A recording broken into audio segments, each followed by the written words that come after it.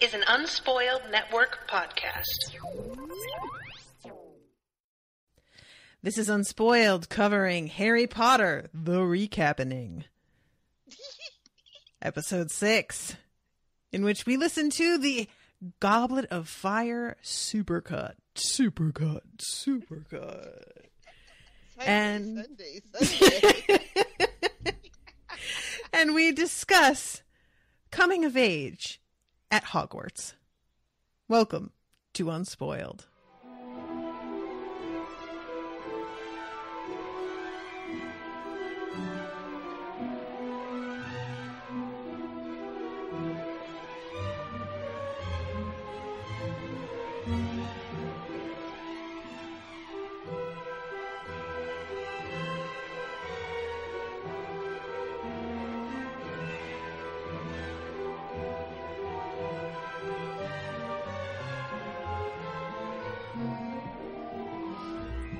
Bing, bing, bing, bong, bong.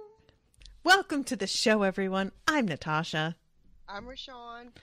And so we are not doing any reading this week. We are not doing any new fan theory bullshit shipping new werewolves. Nobody's a secret mermaid. But well, I'm a secret mermaid. That's an entirely different show. Is that what happened after you stopped being a unicorn? Are you half fish, half horse now? Because that seems inconvenient. I can't imagine. I could be what I want to be. What's a worse appendage for swimming than a hoof? It doesn't get much like. I want to be a unicorn and a mermaid. God damn it! Who are you to say? Oh, who are you? I guess there are horses that swim though. Like wild horses can swim across rivers and stuff. So yeah, all right. Half horse, half fish. That's fine. But which half though? Have you ever seen the cartoon with the mermaid? It's like the top half is the fish and the bottom half is like Prince the leg. Eric, let me see that dick. Yup.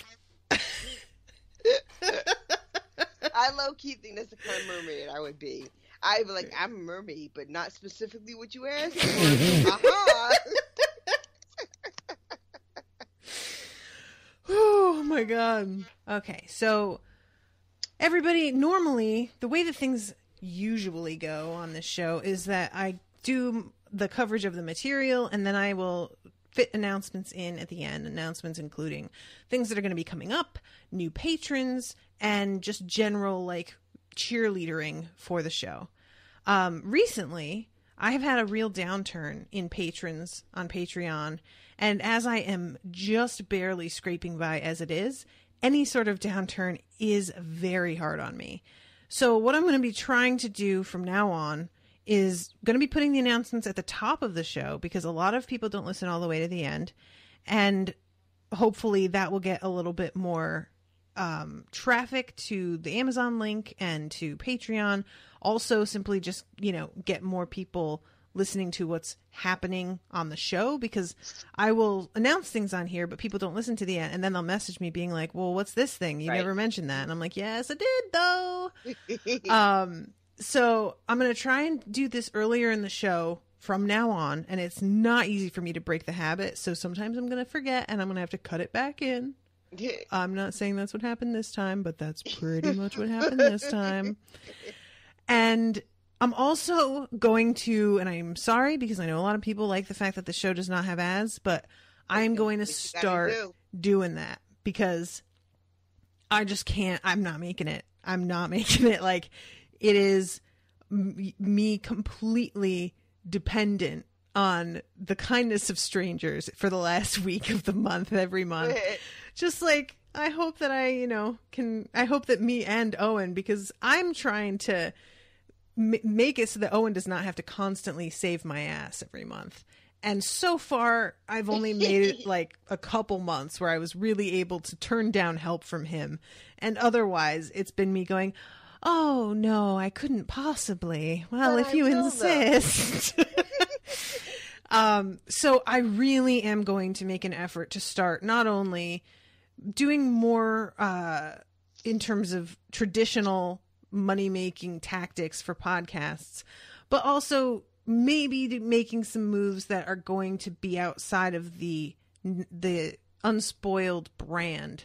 In terms of, most of my shows include one person who has seen all the material and one person who has not and is totally unspoiled.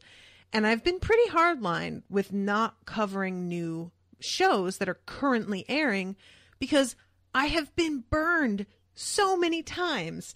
Scandal, The Walking Dead, Luke Cage. There are just like a bunch of shows that just went off the rails to this degree. But on the other hand, I have a lot of people who want me to cover Westworld, Legion. Oh, it's so good. Fargo. Yeah, like, right. That reaction you just had to Westworld, that's like everybody. I'm going to have to go ahead and put my dibs on Westworld. Dibs on Westworld, okay. If that happens. So, noted. Just so you know. And I'm going to try, like, it's going to be, and thank you to Sarah Bueller. Hi. Yeah. Because she was like, well, you could call it, totally unspoiled because both hosts are unspoiled. And I'm like, you know what? That is exactly what I'm going to fucking call it. Thank you. Yoink.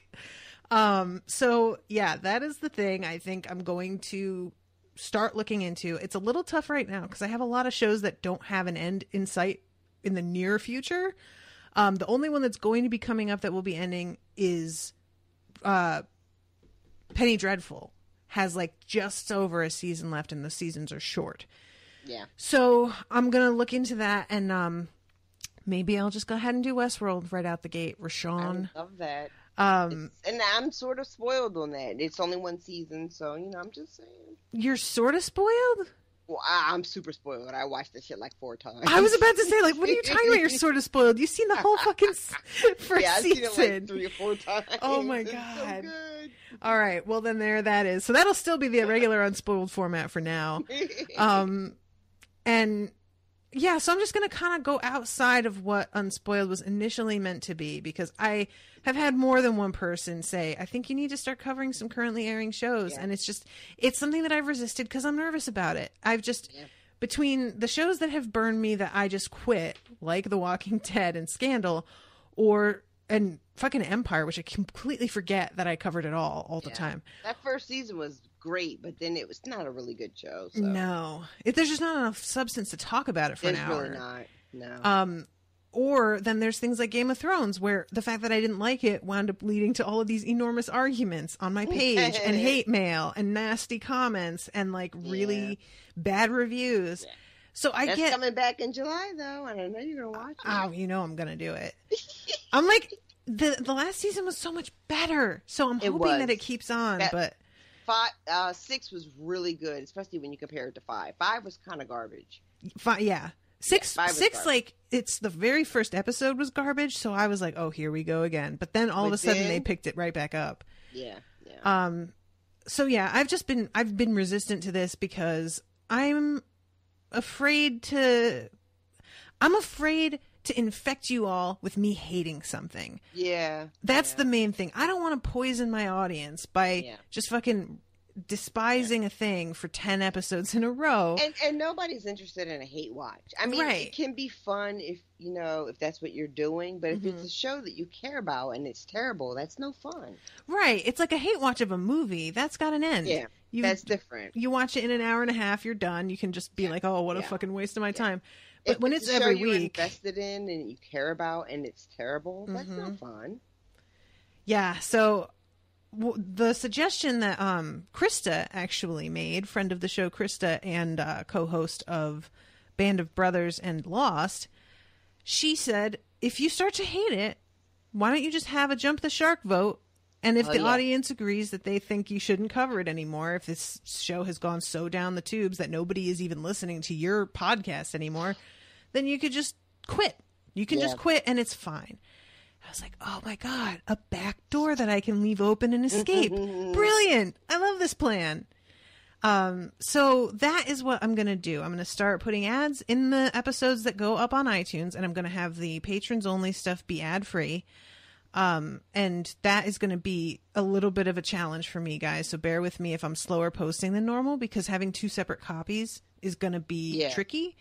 It's not like a huge deal, but I'm just not used to it. And I'm in such a rhythm. It's going to take a little while to get like a rhythm going. Yeah. You know, when you're so used to doing something a certain way, and it's not like it's hard to change the thing, but you've already completed it before you remember. And you're like, oh shit. And I don't have any sponsors at the moment yet, so this won't be like an immediate change. But once it starts, I just want y'all to know what's happening, because it's going to be like, what the fuck is going on with my beautiful previously ad-free show? Well, if you want ad-free, become a patron, baby. That's all you need to do. Exactly, right? Like, if you don't want to have these ads, www.patreon.com/unspoiled. Mm-hmm. Work that shit right out. Yep. It's actually... Patreon.com/unspoiled, but you know, you were close. You were close. And yeah, so Patreon is like my goal, and this is an ambitious goal that I don't know if I will ever reach this. Right now, what I am making per month, and I'm just going to put this right out there and tell everybody my business. I am making $1,500 a month on Patreon, and that's my whole income a month. And occasionally I get some money from Amazon, which averages out to about $90 a month. And right off the top, take off $400 for all the hosting and all of the subscription stuff and buying books and paying for, you know, whatever. And then my own student loans and paying off my dental shit since I don't have insurance, and paying off my computers that I had to buy to keep doing the show. That's another at least $400. I'm thinking about it now. I'm like, oh, yeah, that's more like $500. Yeah, I was gonna say, that seems like a low ball, $400. Yeah, I think that's actually more like $500-$600 now that I'm. Oh God, me thinking about this is stressing me the fuck out. You don't want to think about it anymore. Let's just stop. Well, I'm just wanting to say, like, so then I have basically left $400 for the month, $100 per week to spend on anything that isn't just bills. So that's, you know, me trying to pay for groceries, me trying to buy myself any clothing, which has been really tough. So I'm just like, when I start to lose patrons, which has been happening, which I predicted would happen when we finished Harry Potter, but it's still tough.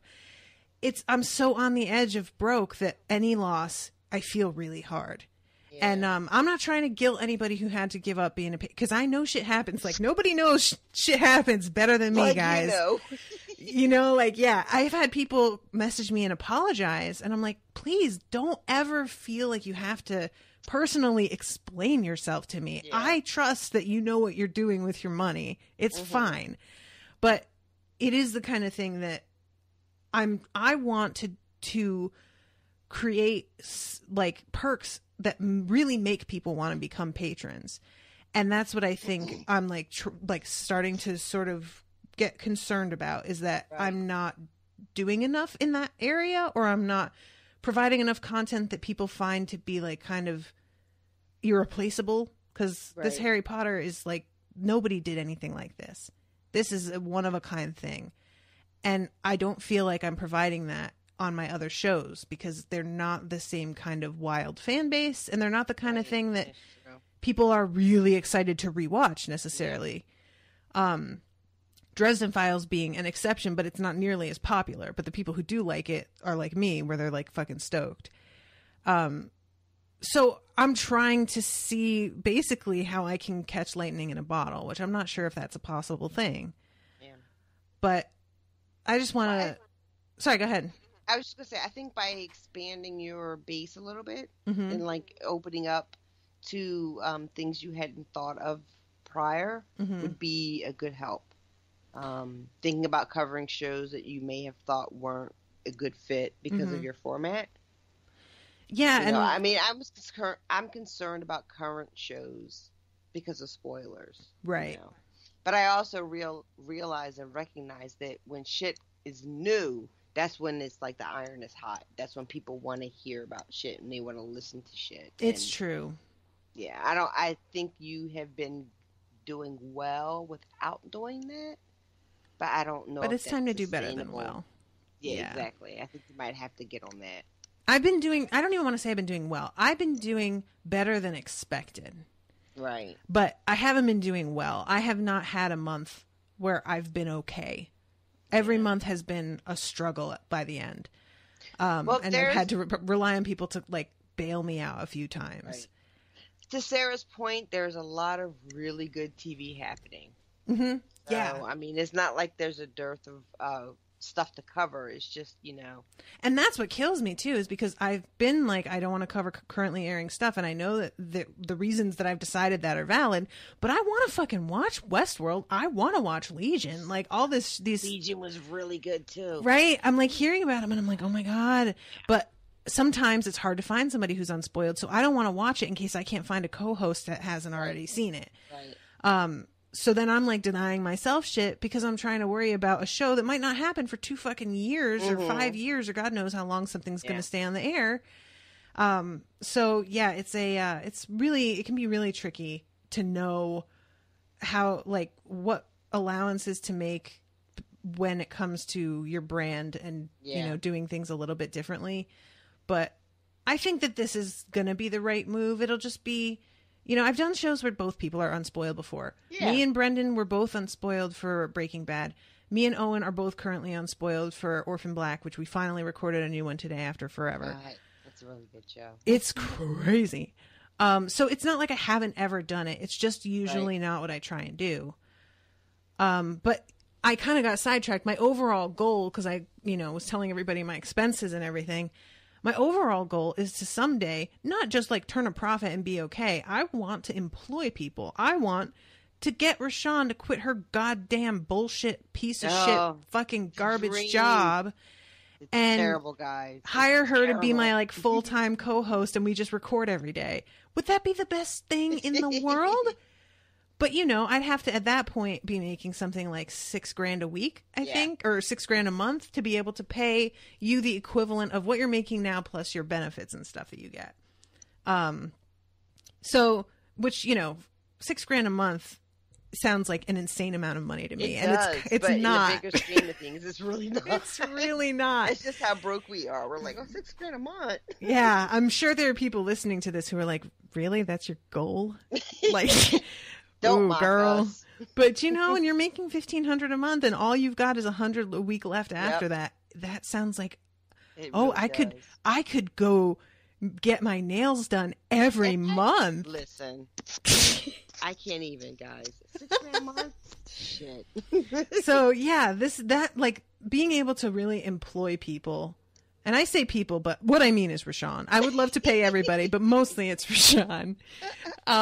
That's the ultimate thing. I just want to be able to like just do this, really do this, and not have to worry about buying the postcards that are rewards for patrons. Because I'm excited. I want to buy them. The Prongs postcards are. I finally got them in the mail. Thank you, Ann Thomas, for forwarding them to me because I sent them to her by mistake. But I get them in the mail and they're adorable and I have unspoiled stamps to put on them and everything. But those fucking postcards were $65. Jesus. And it's just That's it's little just things like that. And you're like, well, I can't do that. And this is supposed to be a monthly thing now that I do. Every month I send my patrons postcards and I fucking want to do it. I want to do it. I like it. It's fun. I like stationery anyway, and it's me sending them a little present, and it's so cute, and it's always like stuff that's to do with the show. It's the best.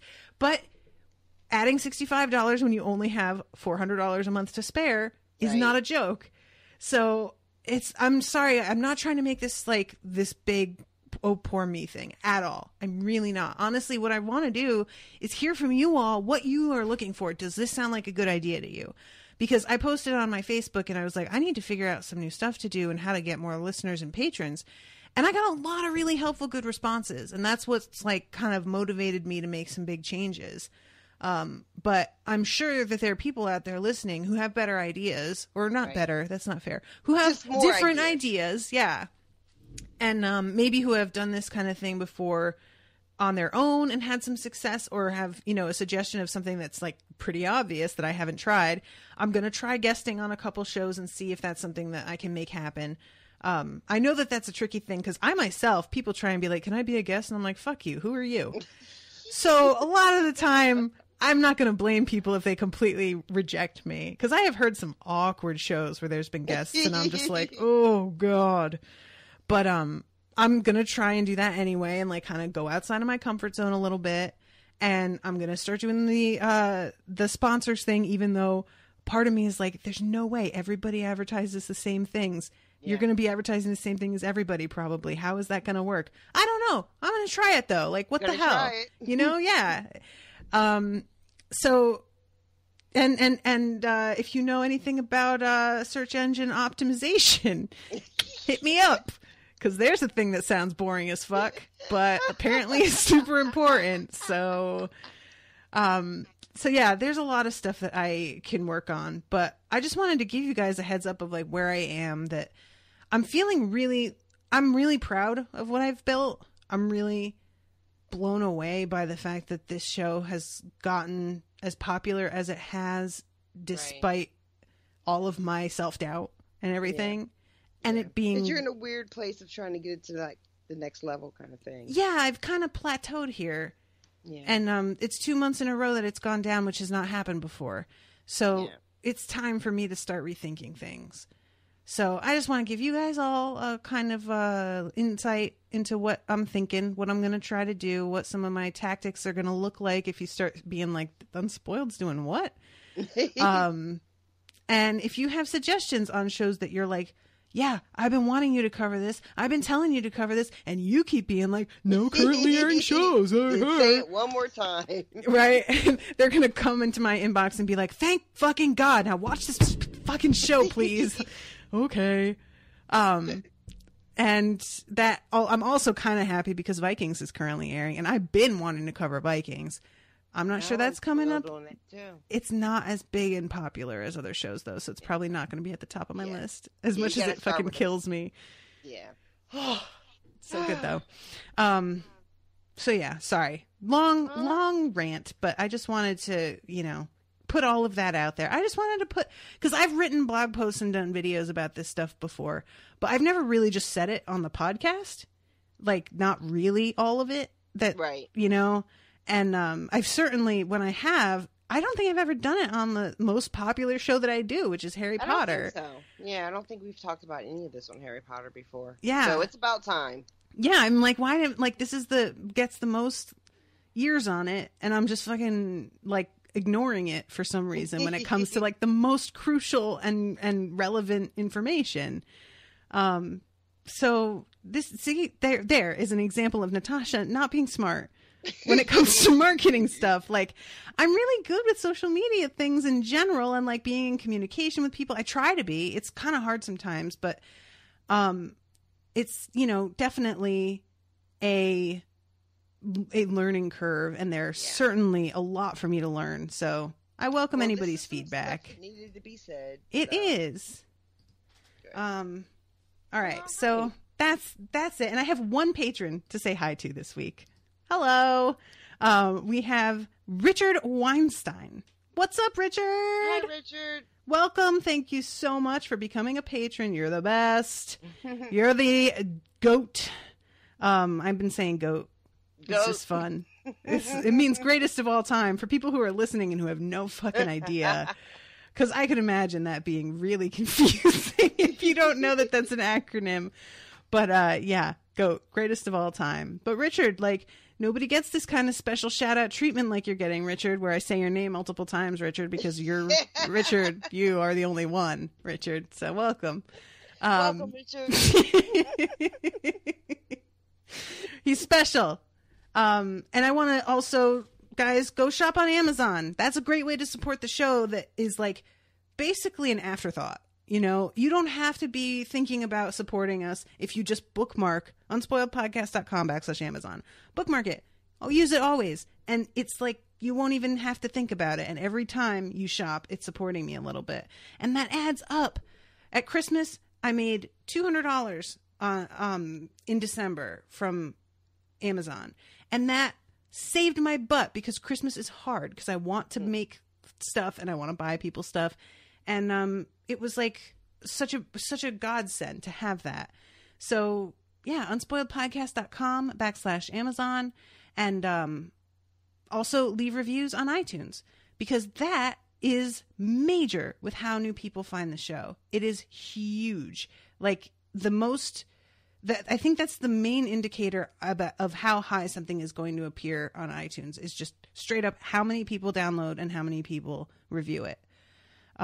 So yeah, for all of you who have been leaving reviews over the past few weeks when we said we needed more, we're at 255 reviews. Like, this is a big deal for me. This is the most reviews I've got on anything. So you guys it's awesome. And thank you all so much. Like, I couldn't believe how fast that happened. Y'all are the best. Okay. I swear I'm done now. I swear. And now we are going to get into the actual meat of the episode, which is sex. Well, not really. It's adolescence, which one would think is sex, but really it's just, Harry being uncomfortable is mostly what that's about. So, all right, here we go. So yeah, this episode is going to be a little bit more loosey-goosey, but as you can hear, we are in the mood for that, so that's great. And we had a couple, like I asked on the patrons group what people were interested in hearing us talk about, if they had any questions or anything. And we got a question that I, of course, closed the tab on before we started recording, because I'm good at my job. So why don't you read the question, RoShawn? Thank you. Let's see. Okay, Jill says, one thing that I love about Goblet of Fire was how the students were portrayed as moving into adolescence, so that in a POA, they grumbled about their homework and there was no mention of potions or taking care of pimples. And of course, this new concern about finding partners for the ball. How do you guys think growing up of the characters was handled in the books? And then she goes on to talk about masturbation, but I'm going to just stop it there. There was you said there was no mention of potions, but it says that there was mention of potions to take care of pimples. Oh, right. Okay, I misheard that. Yeah, I actually was kind of surprised to a degree by how little that played into things sometimes. Right. Because Harry kind of he has this thing for Cho and he has this thing for and it's like what you're talking about, what she said, it's a kid's book, Rowling isn't going to talk about menstruation and masturbation. But I kind of thought Harry would be a little bit more aware of girls in general than he seems to be. He really is dealing with much bigger things. So right. Yeah, that's fine. I think that's what happened. I think the whole storyline with the show was the closest the books got to dealing with the discomfort that comes with coming of age. Mm-hmm. But it was difficult to integrate that because there was a bigger storyline happening, and I imagine it was hard to balance that. Yeah. Right? So in my mind, Rowling had to just sort of make a choice. Mm-hmm. It's like, okay, what is this book about? If it's going to be about the bigger things, then that's what we're going to deal with. But that also makes me, even though I don't think I super enjoyed the Cho storyline when it was happening, because it seemed like a distraction. Mm-hmm. Because as I was reading it, I wanted to get to the nitty gritty of it. Mm-hmm. Which in retrospect, I'm like, oh, that was shitty. I should have appreciated what she was trying to introduce. Because it really was like she was trying to remind us that these are still teenagers and they're still trying to figure out where they belong and how they feel and how they behave. Yeah. Yeah. But definitely. At the time, I thought the whole Cho storyline was a little insufferable.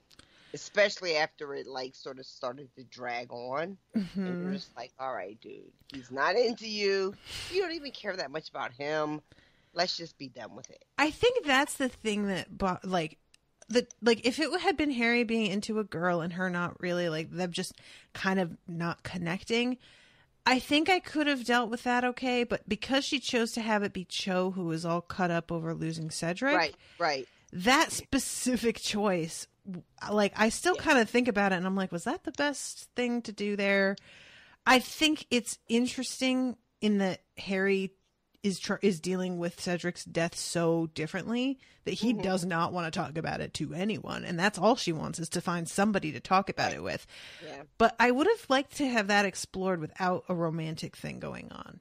Like, just for her to have approached him and be like, can we discuss this? And him to just shut it down, you know? Because that's the thing, too, is like the idea of losing someone who's a compatriot or a contemporary is going to affect you, even if it's not somebody that you, for Cho, was involved with, or for Harry, who was supposed to think of him as a rival, which I never 100% bought that either. I think that he only saw him as a rival for Cho, which is why that's kind of a weird choice. Yeah, like if it had been set up as a rival outside of Cho, then maybe I would have been like, oh, okay, I get it. But he really was only a rival in regards to Cho. But again, I feel like it might have been difficult for Rowling to bring the story back to that sort of level, considering all the things she was setting up. Yeah, that's probably true. So it was almost like she was like, well, maybe I should include this weird thing about angsty teenagers because they're of that age. Yeah. So let me throw that in there. Which I think worked a little bit better in, like, you know, Prisoner of Azkaban, where Harry is just kind of losing his shit in general. And feeling like not included and whatever. And that angst was, although it frustrated the shit out of me the first time I read it, it's also feels much more relevant and real to everything. Right. But it still is that teenage kind of thing where he just feels so misunderstood by everybody.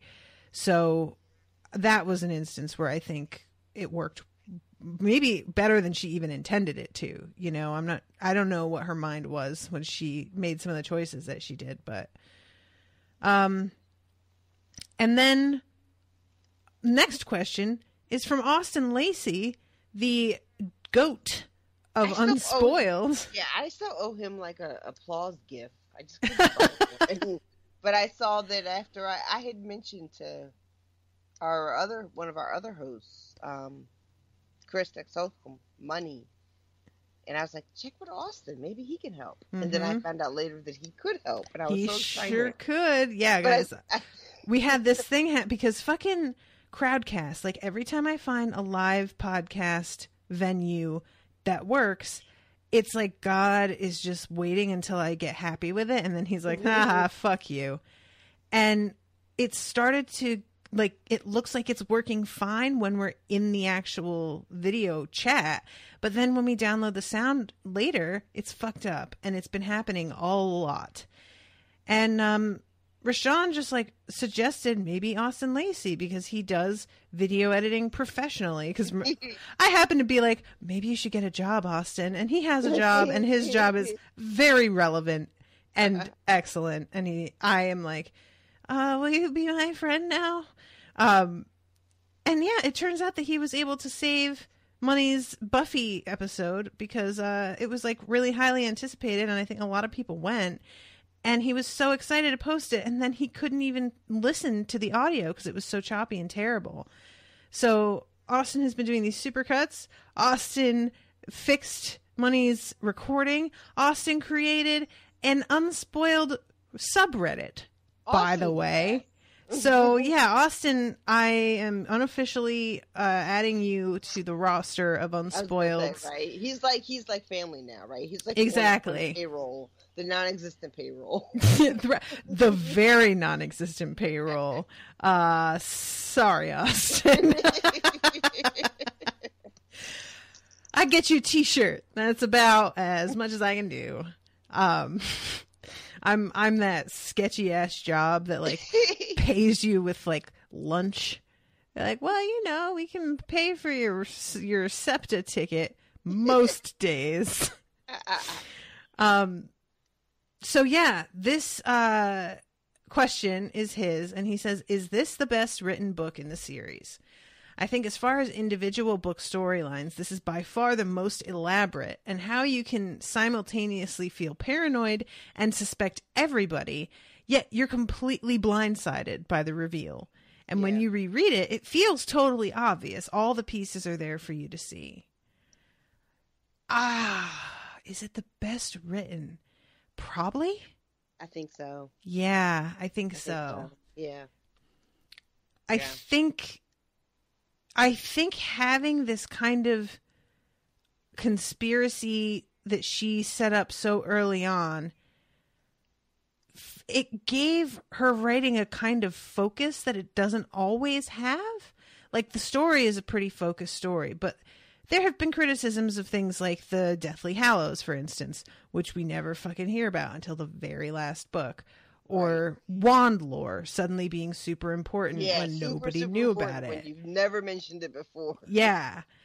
And so there have been plenty of times where you're like, oh, all of the pieces come together, but there's a little side eye there where you're like, well, I didn't have half these pieces, so... And that's the beautiful thing about that fourth book, is you had all the pieces. Like, you find out a lot of the truth pretty early. And once you really find out the absolute truth about what happened between Barty Crouch and his son, that's not like the deal breaker. That's not the thing that throws you off, not knowing that he condemned his son to Azkaban. Like, even if you'd known that wouldn't have changed who you thought did it. So I think it's one of the few times that she kept information from the reader, but it never felt like she kept critical information. It was just that, oh, well, you know. Yeah.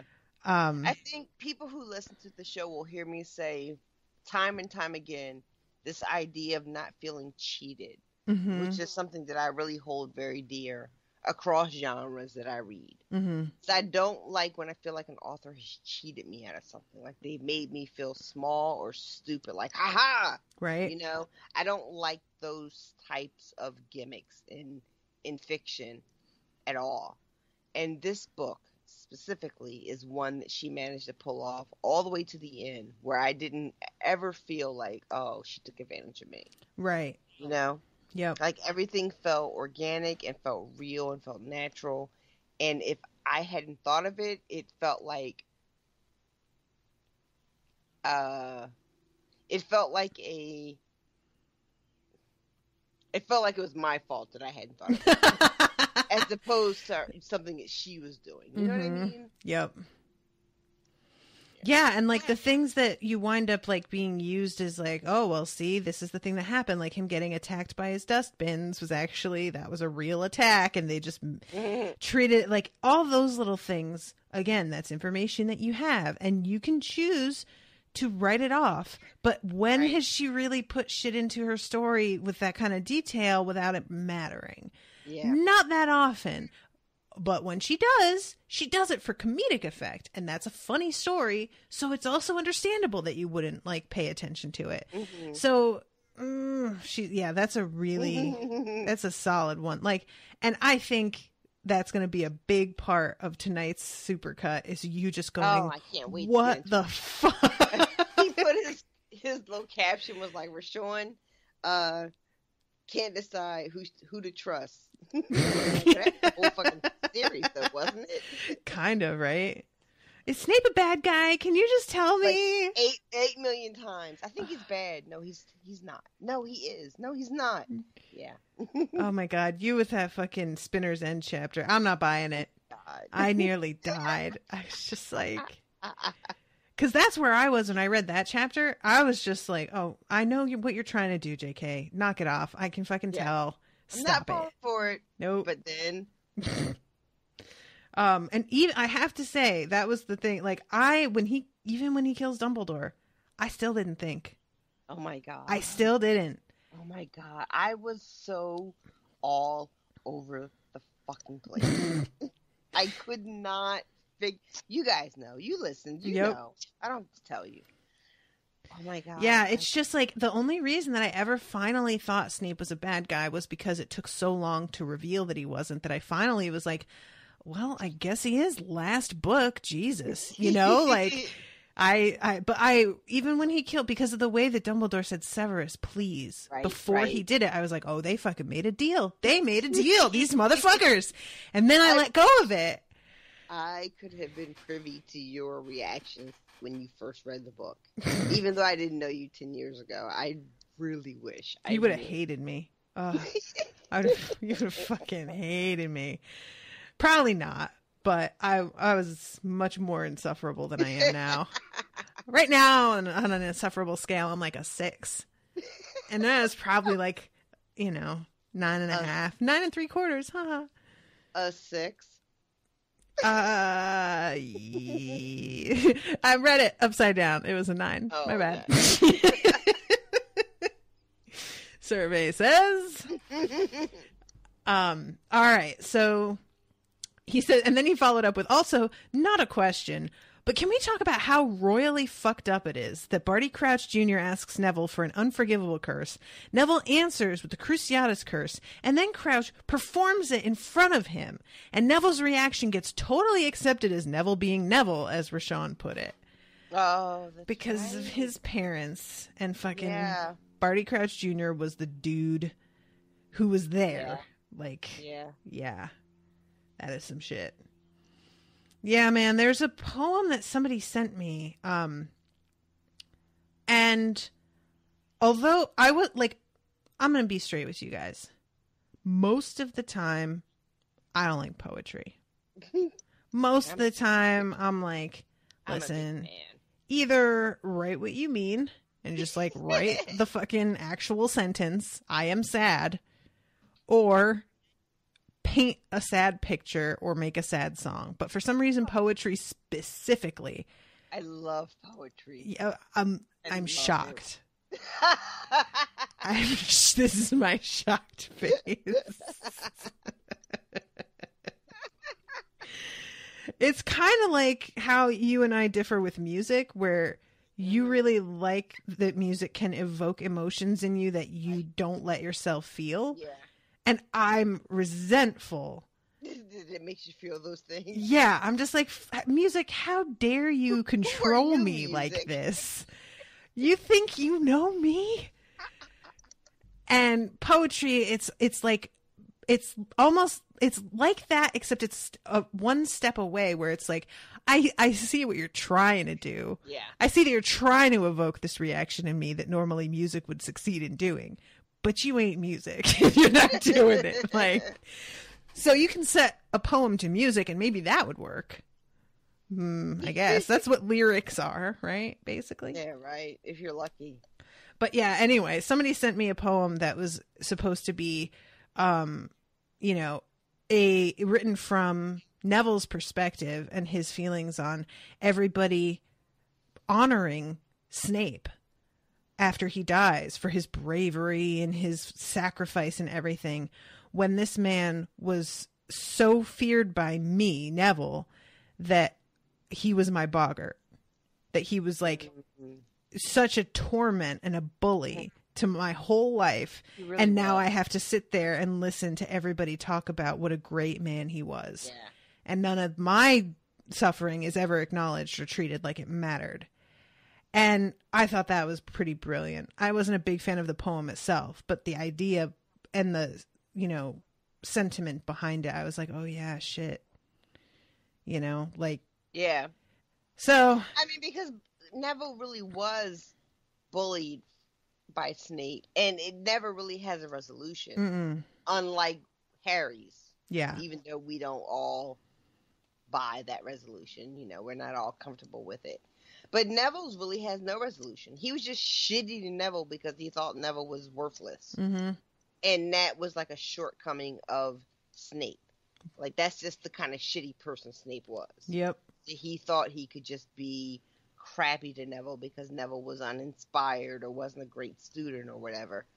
And there's never any comeuppance for that. There's never any, hey, Snape, you were a dick to Neville. It wasn't you know what I mean? That doesn't happen. So I like the idea of Neville being like, you know what? Here's my take on that.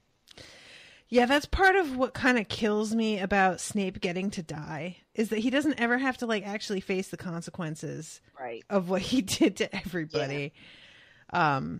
But yeah, I think that the question is, can we talk about how royally fucked up it is? Yes, we can.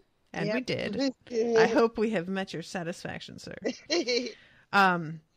Okay, so then Krista asks, what, if any, regulations do you think should be put into place regarding house elves?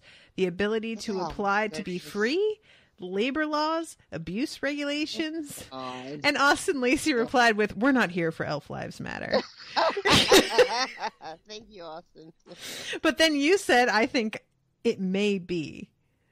I don't know what that meant. Here's the thing, and we had this conversation initially when it first came up. Right? So the idea of house elves is such a weird idea. Mm-hmm. Because she posits that there are these creatures that don't feel comfortable with freedom. Right. Whether we think it's right or wrong, that's how she presents the house elves. Mm-hmm. Like the idea of total autonomy makes them very uncomfortable and they don't like it, right? Mm-hmm. And that's what makes Dobby so special, is that he is willing to embrace this freedom, even if it's uncomfortable for him. But he's just one of many, many house elves. So, if you have a creature, from Rowling's point of view, if you create a creature that does not know how to exist with free will, then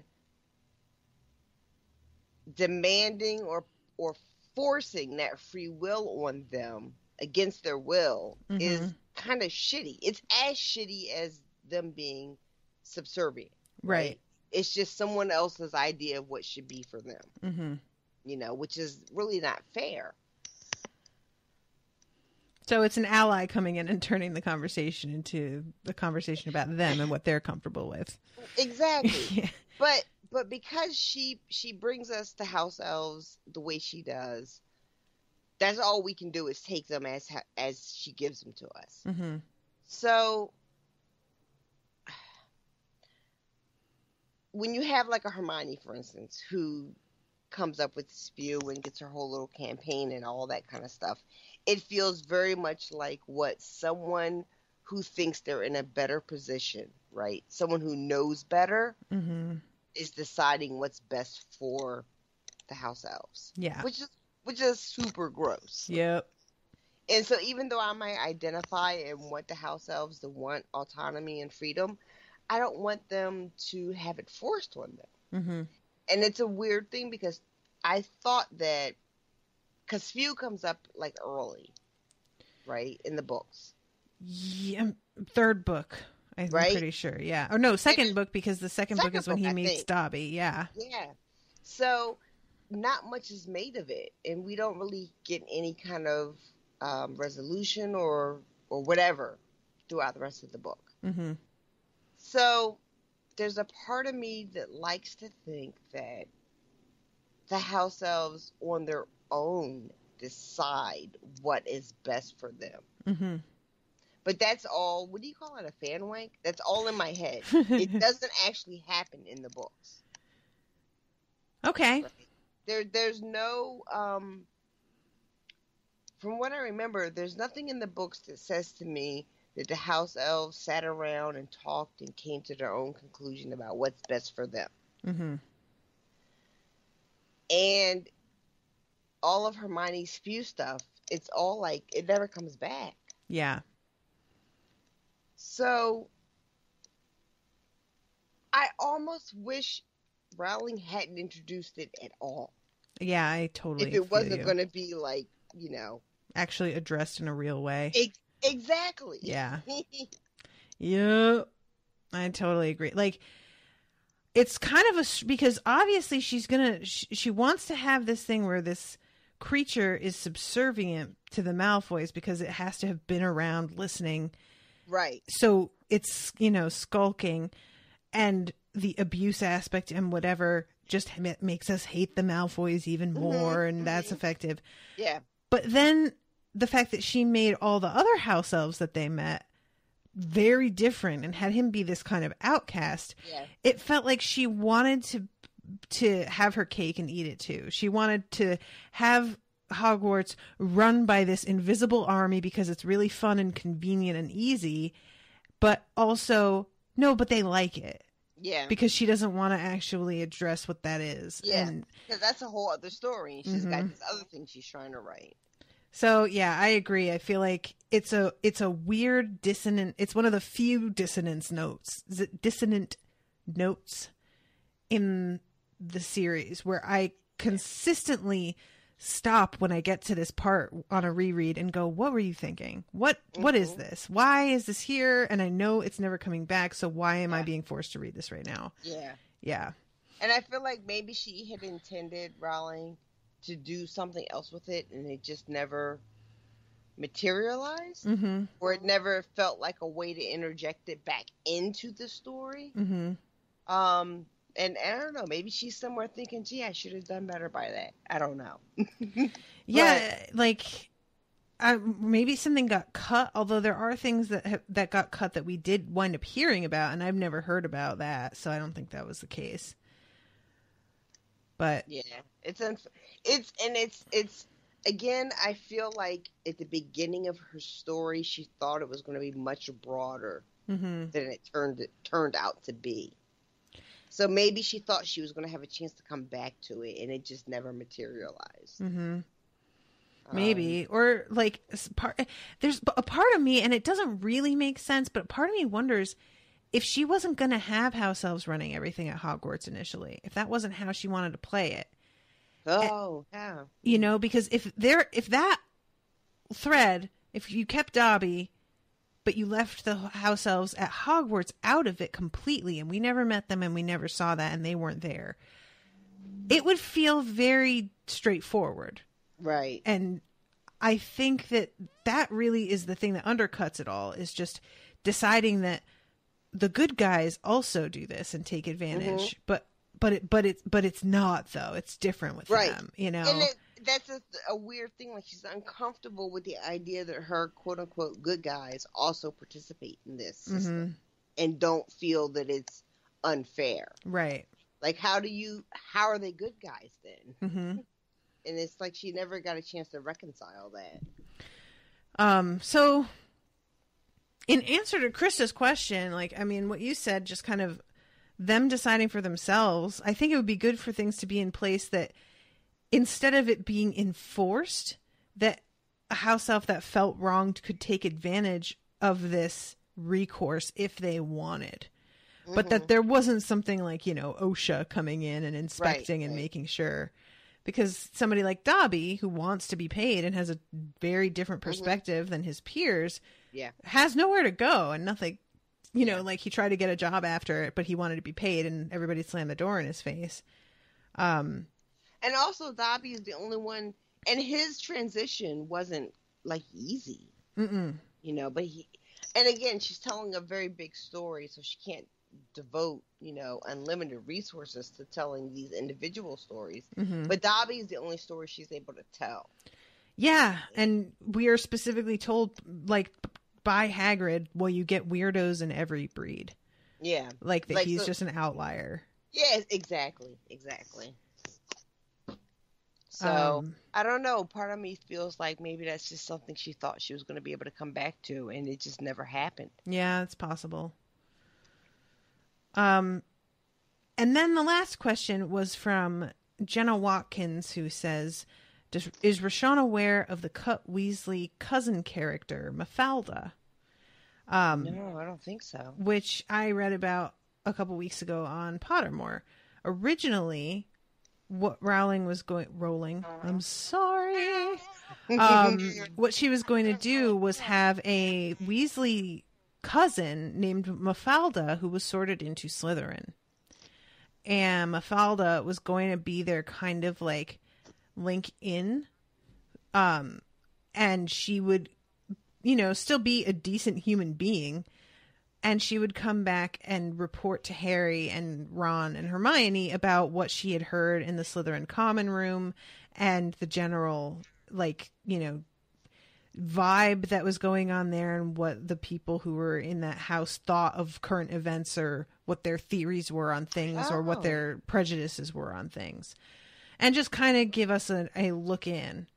But Rowling decided that she didn't need that character after a while, that it just felt kind of cluttered to have her telling us everything instead of just, you know, for example, having Harry and Ron use Polyjuice Potion to go in themselves and have it seen first person instead of actually having to hear it secondhand, or, you know, just not telling us those perspectives at all because maybe it's not actually really necessary and you can still get the gist by passing a Slytherin in the hallway who jeers at you. So that's kind of interesting because I think that is a bummer in some ways. We get so little of Slytherin people who are decent people. Yeah, we talked about that before. Mm-hmm.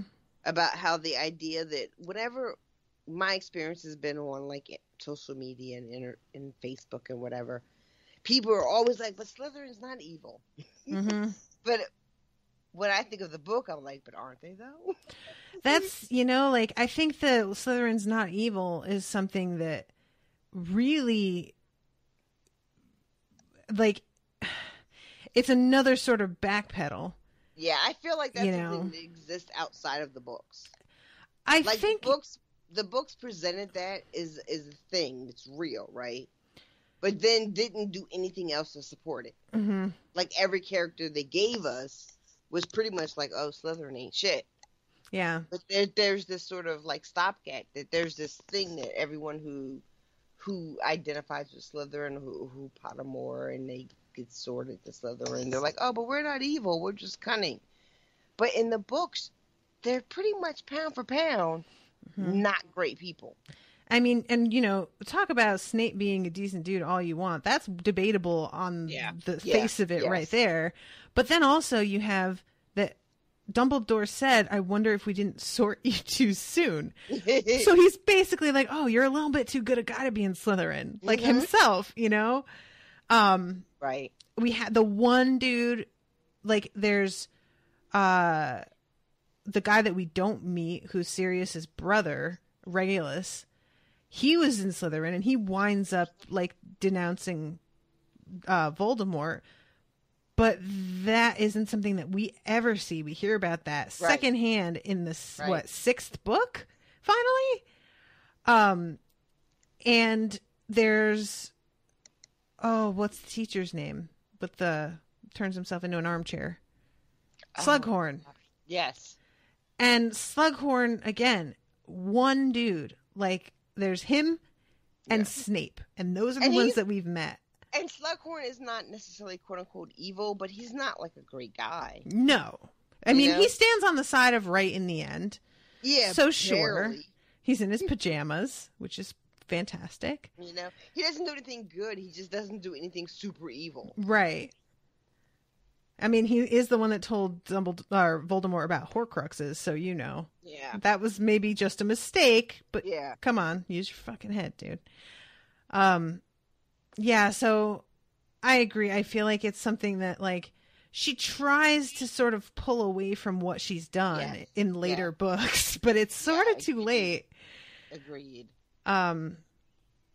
So, not that I'm judging anybody who's been sorted into it, because I think the way that the sorting quizzes are set up is to reflect the newer, the attitude a la mode of Slytherin, but it definitely doesn't feel like it's reflected in the books. I totally agree.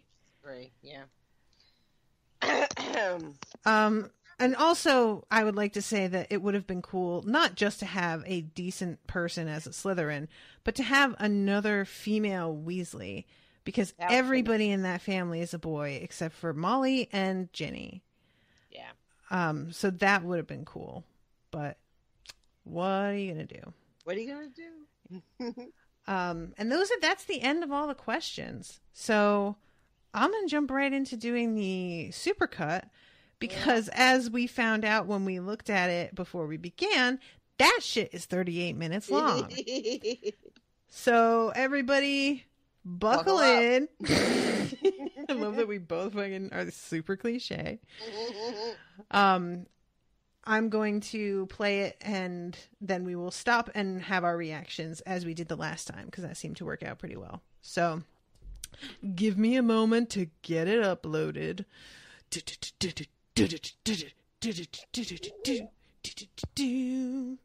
Okay.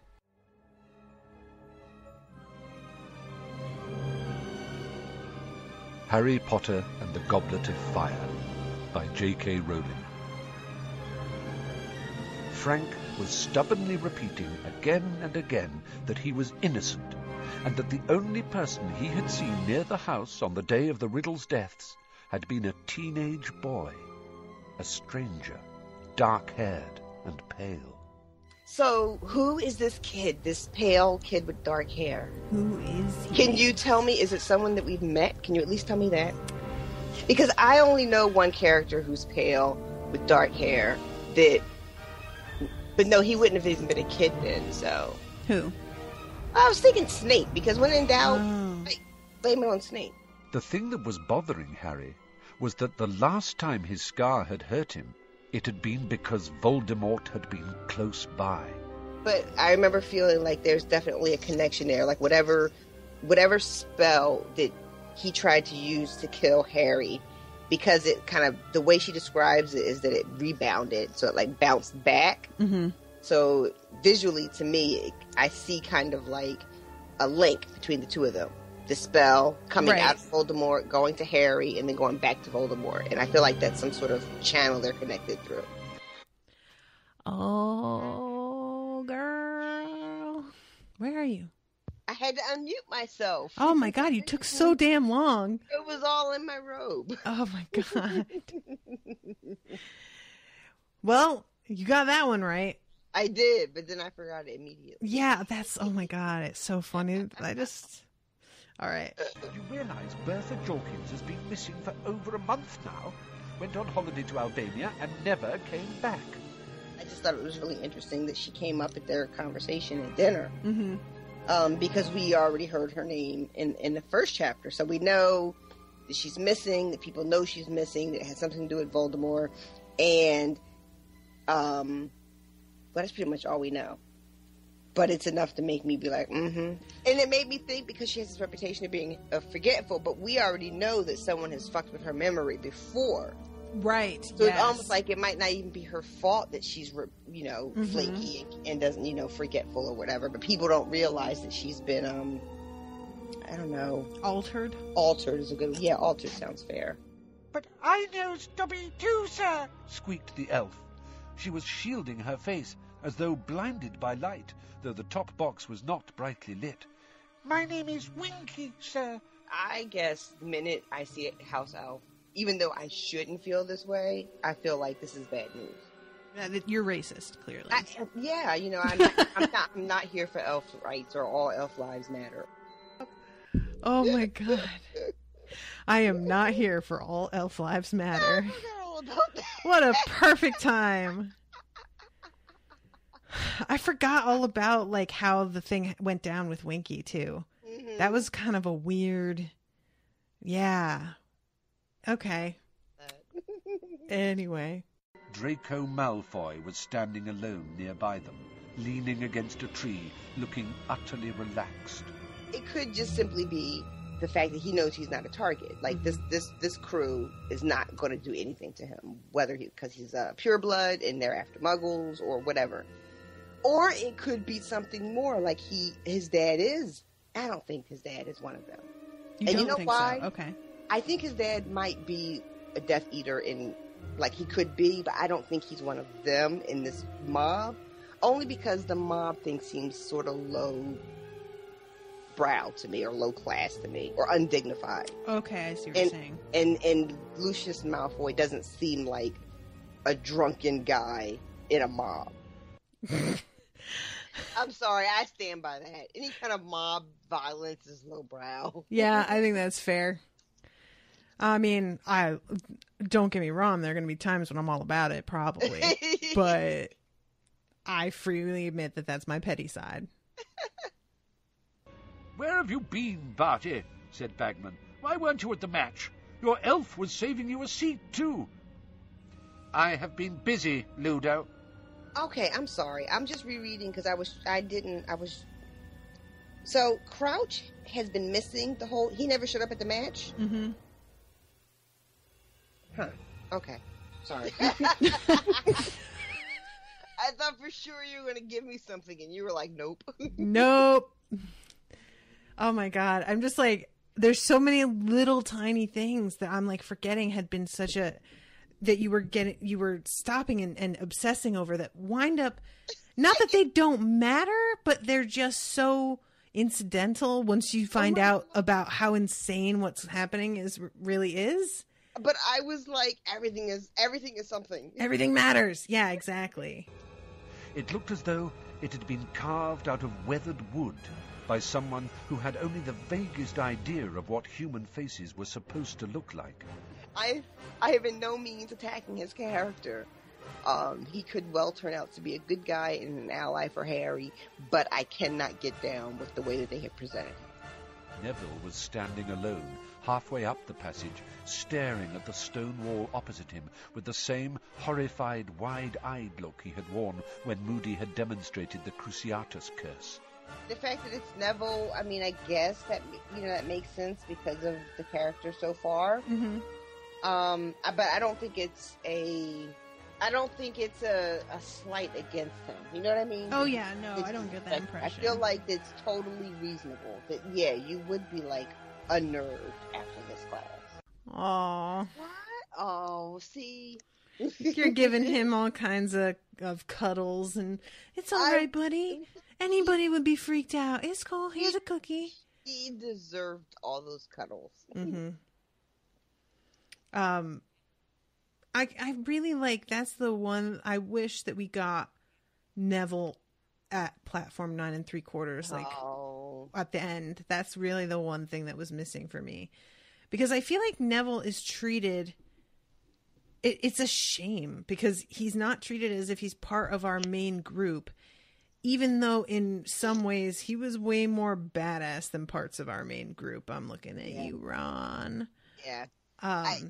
Neville had this weird position of being a secondary character who showed up in huge ways. Mm-hmm. But before we could even be appreciative of what he'd done, he's relegated back to background. Mm-hmm. It's a weird thing with Neville. Even as I was reading the books and like from listening to the recaps, knowing that at the beginning I was super hopeful that there was some kind of redemption arc for Neville, because his character just meant that much to me. Mm-hmm. But then when it happened so quickly, and it was background immediately. Mm-hmm. And because you're so focused on Harry as you get deeper into the books, that you're really, you let that happen. You're like, oh, Neville's just secondary. He's not. You know what I mean? Totally. It's a weird thing.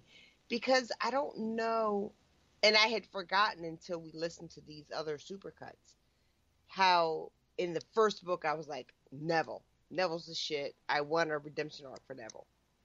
Mm-hmm. It's a weird thing because I don't know exactly what caused me to want that. I just know I wanted it. It's so interesting to me, the kinds of characters that resonate with people, because we'll frequently, like, I know for me, I was writing 2 different characters when I started writing my series in its most basic form. And the first character was a little bit more of a sassy badass that was a little bit modeled after myself, I won't lie. Mm-hmm. And then there was this other girl who was a kind of like quiet, like not just reserved, but suppressed by everybody around her and then herself. And all of a sudden, she was way more real to me. Yeah. Even though this other character was kind of based on me. This nothing character was more than the one. It's just, I don't know what that is and how that happens. And I can't explain it either, but I remember feeling that sort of attachment to Neville. And it's such a weird thing because I wanted him to have a great moment before everything was said and done. You know, I wanted him to be vindicated.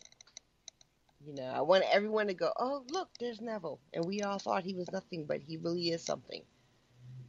Yeah, that's like, I wonder if she started out intending it to be that way, or if she just saw how many people kind of like had that reaction to him, and she was like, well, let me look at that then. I think it's a really good question. I don't know how we would go about getting the answer to it, but I think that's a really I think the clear solution here is to have Rowling on the show.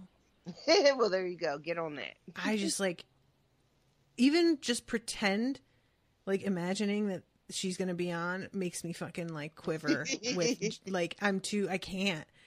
What do you say? Oh my God. I would be a fucking mess. Everybody'd be like, who is this dork and where is Natasha? Because I just ruin it. And they'd be like, well, that was a waste of a once in a lifetime interview. And I'd be like, I'm sorry. But anyway, sorry. Okay, so. You all right, Neville? Harry asked him. Oh, yes, said Neville. I'm fine, thanks. Just reading this book Professor Moody lent me. He held up the book, Magical Mediterranean Water Plants and Their Properties. Oh, that was so sweet. Right? If it hurts again, go straight to Dumbledore. Sirius is an adult I've been looking for. Never mind, he's like an escaped prisoner. You know, like he's finally doing the grown-up thing that I want the grown-ups in the book to do. Then Harry saw a shining, high-heeled black shoe emerging from the inside of the carriage. A shoe the size of a child's sled, followed almost immediately by the largest woman he had ever seen in his life. Are they going to hook up? Are they? Oh, I feel like they should hook up. Because they make such a point of making a big deal about her size. And I feel like maybe she hasn't met anyone her size, and then she'll meet Hagrid, and, you know, love will happen. Oh, bless you. I was sort of close. You were close.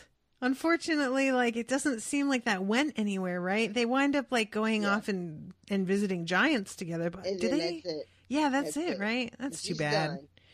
Because how many women is he ever going to be able to deal with? Like, I feel like this was just one shot. Yeah, right. You only get one shot. Yeah. Do not miss your chance. Like, this isn't important. This isn't interesting. We're done here. So Hagrid goes off into the wilderness with her, and then that's it. Yeah, basically. Sorry, I started to press play while you were still talking. There was a long pause, during which Dumbledore stared at the slip in his hands, and everyone in the room stared at Dumbledore. And then Dumbledore cleared his throat and read out, Harry Potter. Each book, and you just said it perfectly, like each book you get more paranoid. She keeps sort of surprising you. And the more you read, the more you don't trust anything. And you're looking like behind every curtain and under every rock and reading way too much into every line.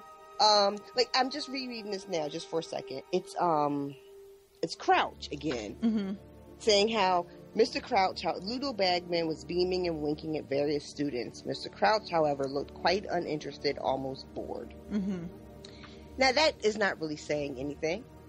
But in my brain, I'm like, okay, this motherfucker is bored. He's got bags under his eyes.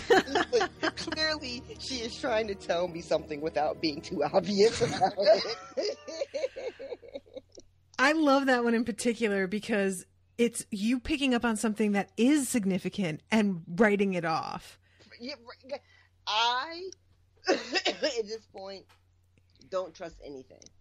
Yep. I'm so paranoid. And I'm just like, everything is something but nothing. Because I don't want to, like, fall for any tricks. You know? So I'm like, yeah, I see you trying to trick me. But I'm not falling for it. But I still fell for it. It was just like, you just being like, oh, he's got bags under his eyes. I know that doesn't mean anything. And I'm like, it does, though. He's being tormented. Oh, my God. Okay. Don't go blaming Dumbledore for Potter's determination to break rules. He has been crossing lines ever since he arrived here. Thank you, Severus. At this point, he's yelling out Harry did it like I'm yelling out Snape did it. At this point, he's just yelling that shit out.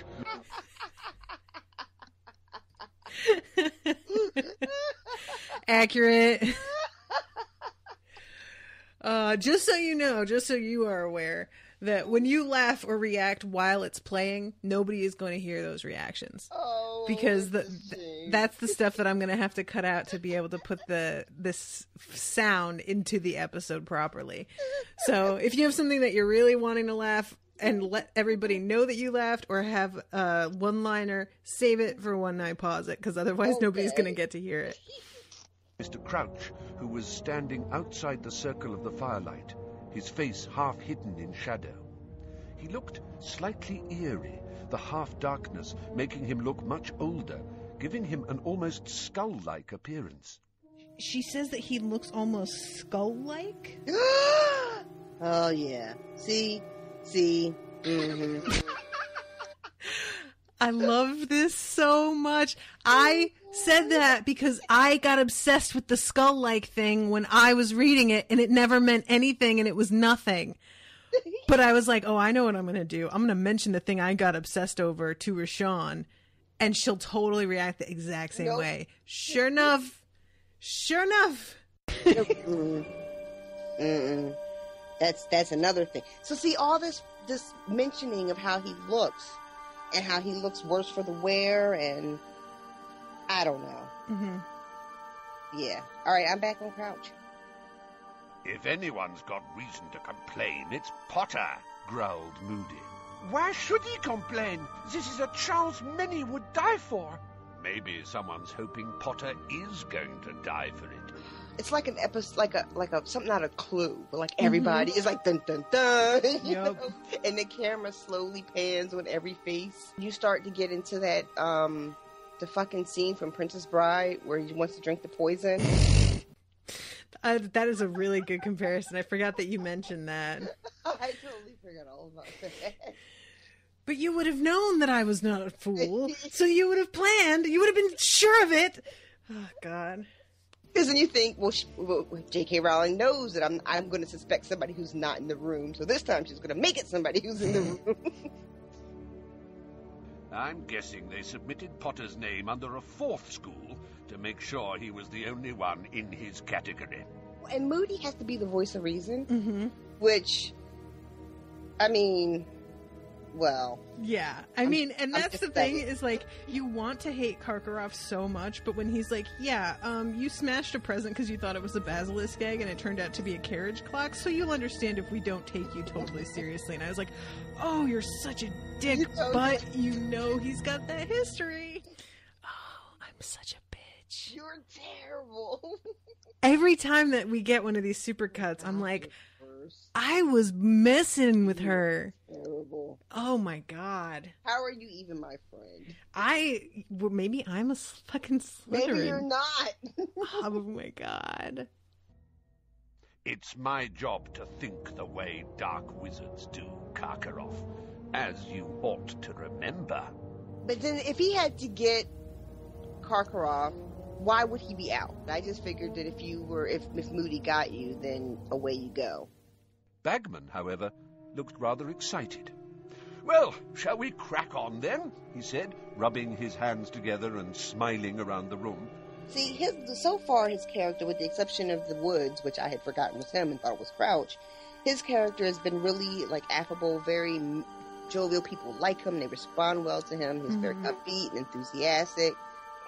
And so I don't know if the enthusiasm is just, you know how some people are just like that, or because now I'm looking at everybody kind of cross-eyed. You know, I'm thinking, does he have any kind of ulterior motive to get Harry in?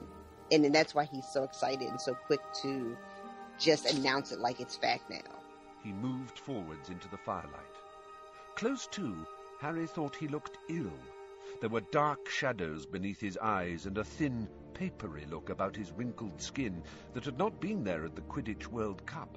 I probably would have leaned towards Karkaroff if it hadn't been for that one little line about how Crouch looks, tired and distracted and not like altogether there. Right, okay. I was thinking, well, maybe somebody used him and either used him without him knowing it, or maybe he does know he did something bad and the wear and tear of having done this thing is what's showing on his face. I don't know. What are the chances that it's both of them? Did you hear about that Ministry of Magic witch who's gone missing? Bertha Jorkins, said Harry. Exactly. She disappeared in Albania, and that's definitely where Voldemort was rumoured to be last. And she would have known the Triwizard Tournament was coming up, wouldn't she? Maybe she was able to give Voldemort a way to get to both of them, because they're going to be places Voldemort needs them to be. Mad Eye's heard intruders a bit too often, but that doesn't mean he can't still spot the real thing. Moody was the best aura the Ministry ever had. I was glad that he made me feel better about trusting that Moody could be, maybe worth something. Yeah, right. I totally forgot that you basically nailed the Barty Crouch thing. Yeah. You're over here just right and left, just like being right, and then totally just doubting yourself into a corner. Right? I would get something and then I'm like, oh no, it's crazy that. Maybe this is something to consider in your everyday life, RoShawn, that you keep getting things right and then you backtrack. Fucking life lessons. Oh man, I hate those. I don't like that. It was hollow and completely empty. But the moment Harry opened it, the most horrible noise, a loud and screechy wailing, filled the room. I thought it would be something as mundane as like a letter with like a riddle in it or something. Oh, okay. So when he opens it and it's just like a shriek, I was like, what the fuck? I can't come with you, said Hermione, now blushing, because I'm already going with someone. No, you're not, said Ron. You just said that to get rid of Neville. I just had a thought. Uh-oh, what? Like, in this moment. So you know how at the end of the unexpected task, we don't know who she's going to the dance with? Yeah. Is she going with Crumb? Why would you think Crumb? I don't know. It just popped in my head. Okay. He just popped in my head. She's going with Karkaroff.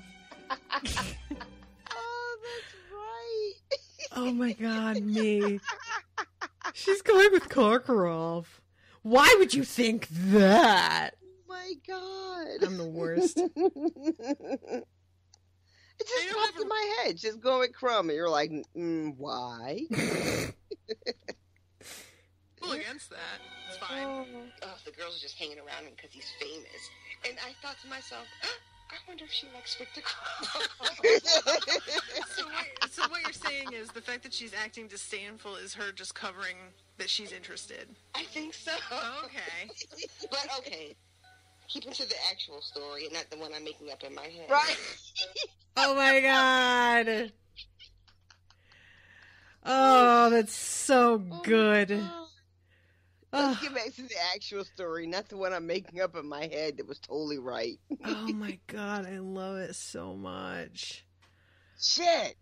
You are so like, oh my, your reactions are almost as layered as the book. Like the shit that you come up with, you're just, it's so close, and it's like, oh my god, it's so funny. All this shit that I forgot, and then and I'm having the same reaction when I hear you say it as I do when I reread these parts and put pieces together. Okay. They don't have a rule against that. It's fine. Oh, the girls are just hanging around him because he's famous. And I thought to myself, I wonder if she likes Victor Crumb. So what you're saying is the fact that she's acting disdainful is her just covering that she's interested. I think so. Okay. But okay. Keeping to the actual story and not the one I'm making up in my head. So have you got any new theories on the bad guy, or are you kind of still where you were before with just I don't know? I am still kind of where I was before, where everybody is suspect.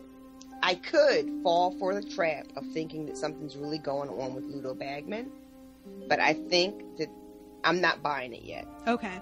right? So my top suspects are Crouch Okay. and Karkaroff. Okay. Based on nothing, except they seem shifty. They seem shifty. They seem shifty. That's still how I live my life, guys, too.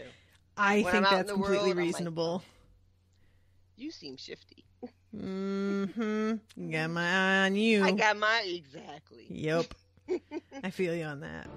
Severus, you cannot pretend this isn't happening. Karkaroff's voice sounded anxious and hushed, as though keen not to be overheard.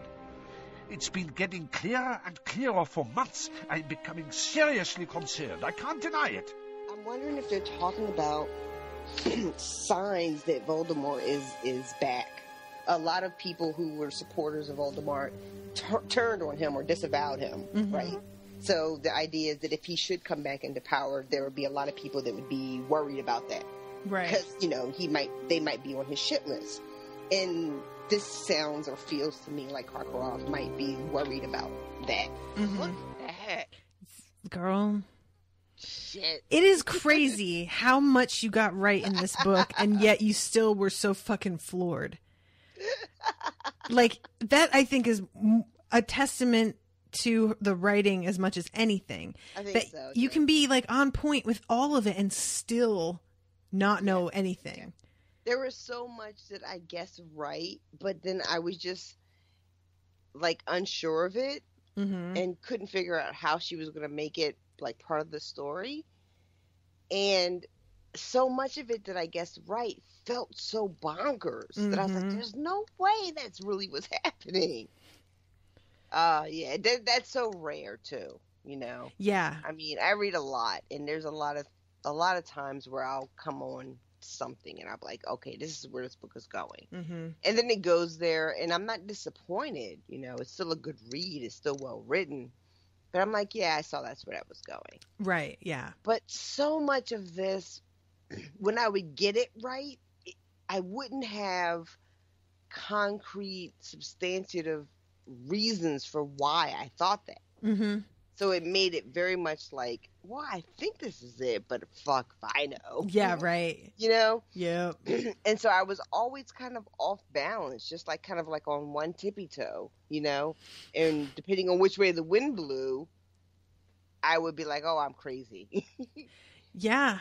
I mean, that's kind of the thing with a lot of, it's just like, does this feel true? Yes. Why? I don't. Shut up. Yeah, right. I don't want to investigate that. Be quiet. Please don't ask me anymore. You know that golden egg? Does yours wail when you open it? Yeah, said Harry. Well, take a bath, okay? What? Take a bath and take the egg with you and just mull things over in the hot water.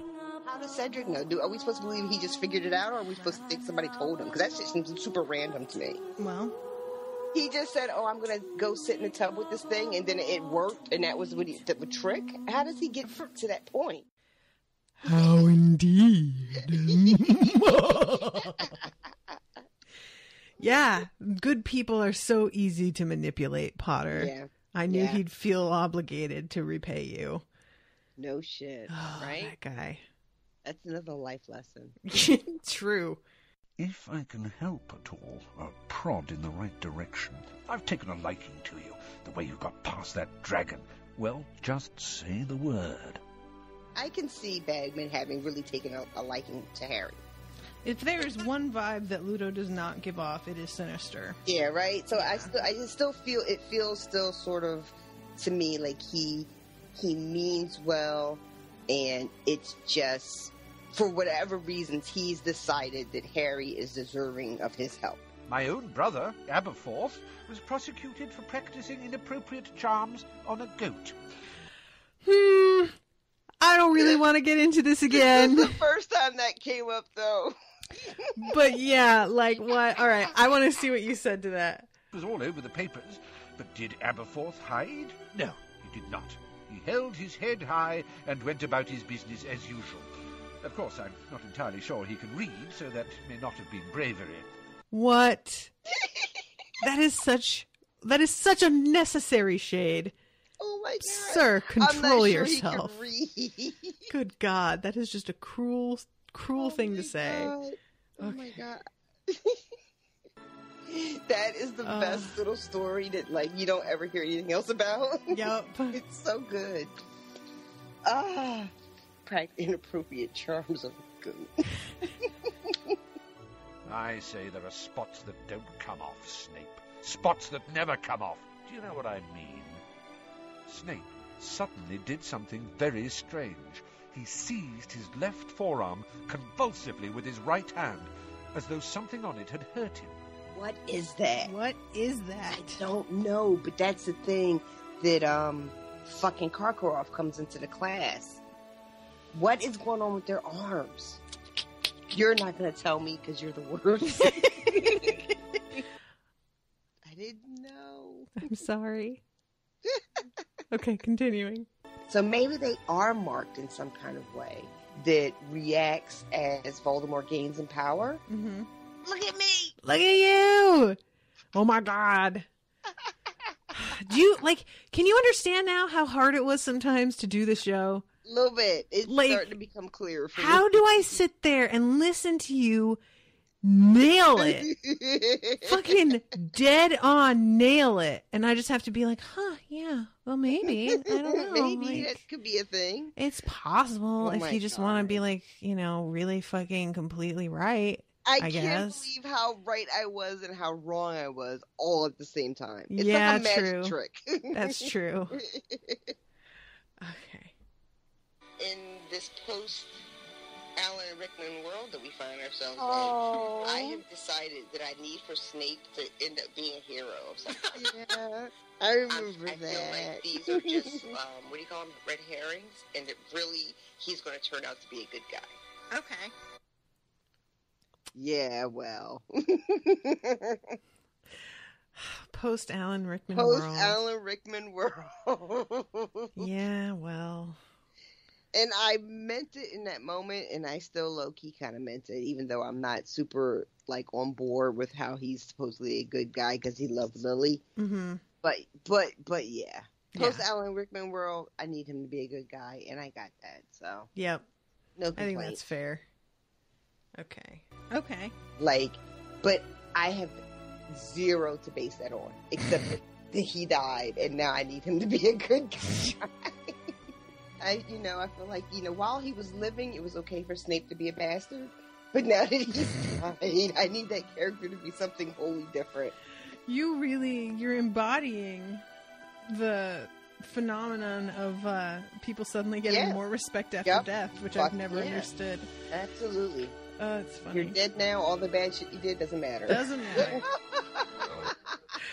Oh my God. I'm like, look, he's dead now, so he has to be good. That is would you tell that little story? Are you comfortable with telling that story about everybody thinking this dude was, or saying that what a great guy someone was after he died, and your husband not getting on board with that? Oh my God. Guys, this is kind of amazing. I won't do it justice, but so when we got on Facebook, we were late on Facebook, but when we got on, my husband had a million friends that were all from high school or whatever, people who didn't really give a shit about him while he was actually living in here. Mm-hmm. But we come back into Philadelphia, and he gets on the Facebook, and he gets a million friend requests, all high school people. And my husband was really bullied in high school. And one of his bullies died. And it made the rounds on Facebook the way that stuff does, Mm-hmm. Well, Scott Jones is dead, Oh, he was so... And it was just a post after post after post of how great he was and how he'll be missed, and he was wonderful. And my husband just got fed up, and he had a WordPress at the time, and he just wrote every miserable, hateful thing this guy had done. Not just to my husband, but to a million people. And at the end, he just wrote, "I'm fucking glad he's dead." And he published it and made it public so everyone could see it. That is some balls. And it was a rocky couple days, guys. You know? Like, people were messaging me that weren't friends of mine. People were, like, telling me they were going to find my husband and kick his ass. These are 40-year-old dudes. And they were like, when I see him, I'm going to beat the shit out of him. Yeah. But no, my husband wasn't having it. It's like, this guy was awful. He was terrible. And these are all the terrible things he's done. Yeah. I think even that dude's parents saw it. Oh my God. Oh, yeah, because people were tagging other people in it. So, yeah. Like, I don't wish pain on people, but if these people didn't know that their son was acting this way, why didn't you know? Because you should have an inkling. And if you did, you should have fucking done something. So that's what you get. Like, and it's weird to me because my husband's high school experience is much more like TV than mine was. You know, my husband went to a pretty big Catholic school with like 1,500 kids that graduated, you know. So he has stories of bullying that, to my mind, only happen on television, you know, shoved in lockers and, like, pushed in a girl's bathroom and shit like that I don't think happens in real life. So, yeah. People were not happy. You shared that story and I was reading it and I kept being like, my eyes just kept getting bigger and bigger. And then when it ended with, and I'm glad he's dead. Fuck that guy. I was just like, what? Oh my God. Yeah, he really did. Oh, okay. I laughed. Oh, I know Crouch all right, he said quietly. He was the one who gave the order for me to be sent to Azkaban without a trial. So he's kind of like an extremist. And he's not necessarily a dark wizard, but he sounds pretty fucking evil. So, and then he tells us about his son. Yeah, how about this? What do you think of this story? I was really surprised because that's particularly dark for what's supposed to be kind of like a kid's story. He's so trapped by his own PR, his own image that he's created, that he can't even give an inch of compassion to his son. He doesn't want to look like he's treating his son differently. So he treats his son just as badly as he's treated anyone else. And they mentioned that after his son died, I was like, oh shit, he died? Right. But after he died, public sentiment turned a little bit. Like, oh, maybe the son wasn't guilty, and I can't believe a father really did that to his own son. Yeah. He's out in the world, you know, poking around, looking for dark wizards everywhere. Kind of like Moody. Actually. Yeah. But, you know, it's just weird because you think they would kind of be more in league. Oh my God. I know, right? You'd think they'd be more in league. Well, I guess you weren't wrong about that either, technically. Not in the way that you meant, but I mean, and I love that moment of, this is darker than I expected. It finally started to get to me where this was going. Is that like, because, you know, that's something that I tell people, but it's hard for anybody to believe when you're talking about Harry Potter and they haven't read it. I wouldn't have believed it. Is that something that just surprised you more than you thought? Yeah, like in totally general? did. Okay. Yes. Because, I mean, my understanding of the book was pretty limited before we got into it, but it was not anywhere near understanding where this book was going to go, if that makes sense to people. Because I really did think of it as just kind of like a kid's book. And I thought that it might deal with some heavy stuff, but it just did not occur to me that it would be anything that it was. Yeah, I think that's like, it's just, there's no way to get that across. You have to read it. Yeah. Because I've tried to explain that to people. You know, my mother, she read the first book and that was where she stopped. And I've tried to explain, but there's just no way. And yeah, the also the little pause of, oh, he died? No, he didn't. You were right to be surprised by that. Okay. And you might try and find out whether they've got any leads on Bertha Jorkins while you're at it. Bagman told me they hadn't, said Harry. Yes, he's quoted in the article in there, said Sirius, nodding at the paper. blustering on about how bad Bertha's memory is. Well, maybe she's changed since I knew her, but the Bertha I knew wasn't forgetful at all. Quite the reverse. She was a bit dim, but she had an excellent memory for gossip. Now, didn't we hear in the very first chapter that she had already had her memory tampered with when Voldemort is talking about having found her? So it's like she had some kind of information and somebody put some kind of charm on her so she would forget it, but he was able to get through it. Mm-hmm. And it's like maybe that's why people are describing her as being forgetful, because she had already been fucked with. Maybe. I could not believe how much you got that right. Like that one, I got a couple people being like, "Are you sure she hasn't been spoiled about really? Stuff?" Yeah, like they weren't accusing you of lying exactly, but they were kind of just like, "How much do you think she thinks she forgot, but actually remembers?" That maybe some spoilers she thought didn't affect her sunk in a little more than she thought. Yeah. That's so funny. Because, I mean, that is a very specific thing. That's a specific thing to get right like that. You know, just be like, not just that, it's interesting that you're like, I bet somebody tried to get through it. I bet he tried to get through it. And it damaged her memory. And now she's different. And people are noticing. And I'm just like, oh my God. What do you even say? I didn't have anything to say. I felt kind of like there was no direction that I could step that was safe. So I was just like, just this non-committal, you know, like, right? Oh, that's interesting. And moving right along. Who knows? It could be. That's so funny. Okay. No, just me. Well, you're the one who's supposed to be researching magical methods of bugging, said Harry. You tell me how she did it. And I was thinking to myself, well, I mean, could Rita Skeeter do something like that? Could she? I mean, I know you're not supposed to be an animagus. I was like, what if she's got that going on? What if because we know that some people do it and don't register. We met 3 of them already. Mm-hmm. So it's not in the realm of the impossible. Right. So what if that's her deal? What if she is changing herself into an animal and is just like lurking around? But what the that fuck? Was dead on too. I'm really good at this.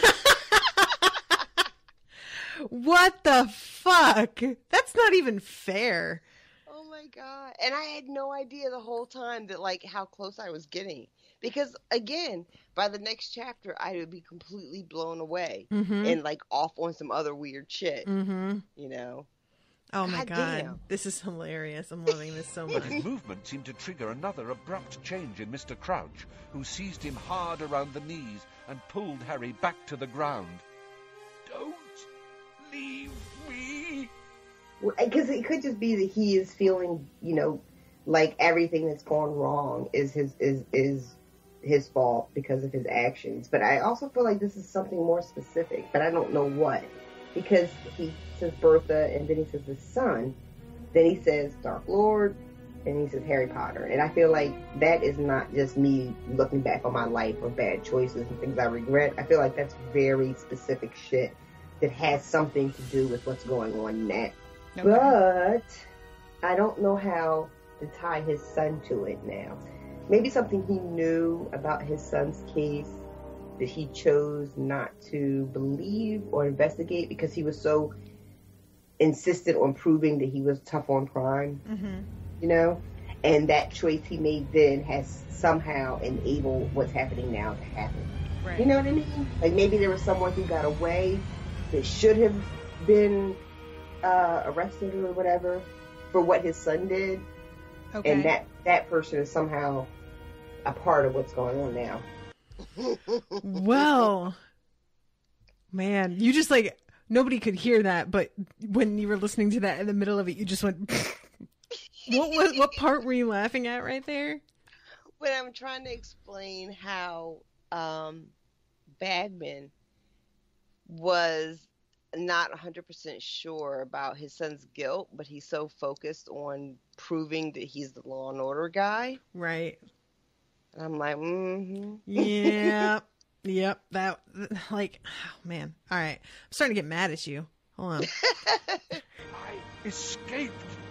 Must warn. Must tell. See Dumbledore. I was thinking that could be not just like physically escaped, but mentally escaped. Okay. Like if he's somewhere being controlled or his mind's all fucked up by someone and he's hiding out and doing their bidding and he has no control ever. And then somehow tonight he escaped their power and was able to get free enough just to get some of these few words out. That's blackmail, that is. We could get into a lot of trouble for that. We've tried being polite. It's time to play dirty like him. He wouldn't like the Ministry of Magic knowing what he did. I'm telling you, if you put that in writing, it's blackmail. The only person I could think of that they could be possibly blackmailing would be Bagman. Why? What would they have on him? Well, that's just it. I don't know if they have anything, but he's the only person I have seen them talk to. Right.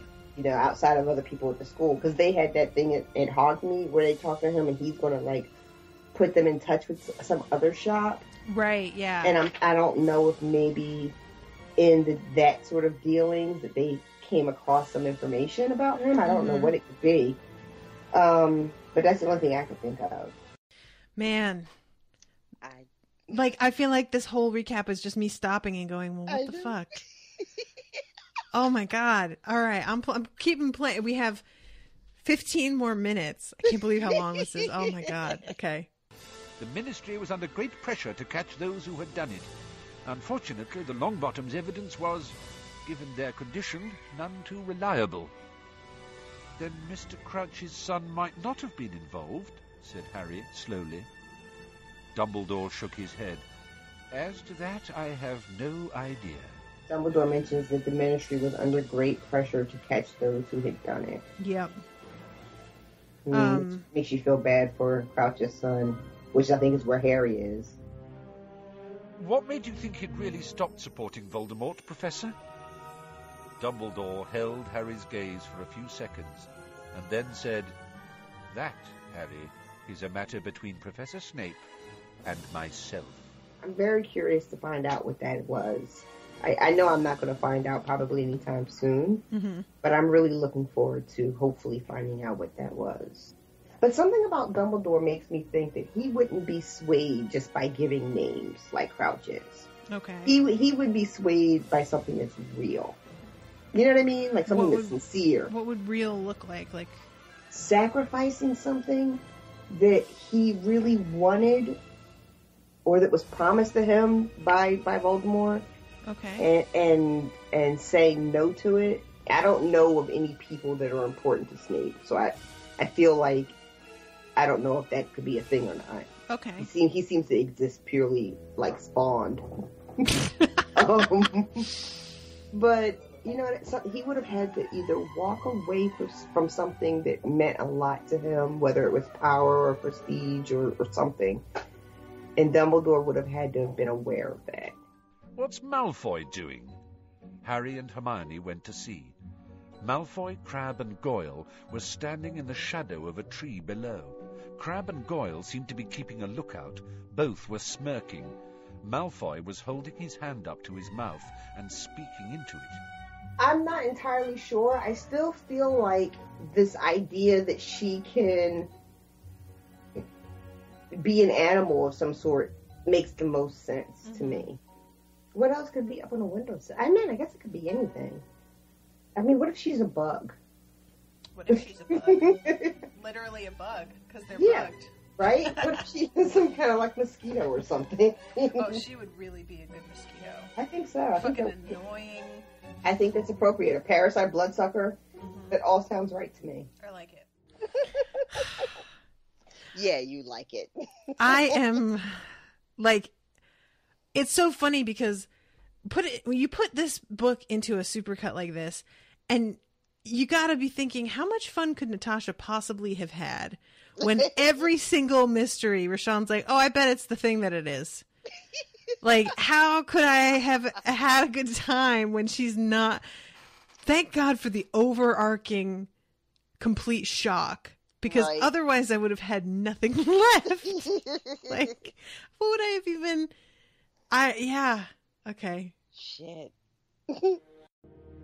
In these chapters, RoShawn still doesn't know who put Harry's name in the cup. Oh, God, you guys. But how could they have believed I would not rise again? They, who knew the steps I took long ago to guard myself against mortal death. I feel like it has to be something with learning how to take other people's power. Now, do you mean like possessing them and like stealing their life force, or?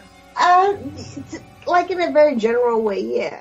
He is at Hogwarts, that faithful servant, and it was through his efforts that our young friend arrived tonight. Yeah, I have like a million guesses, but I'm just throwing names out, trying to see what sticks at this point.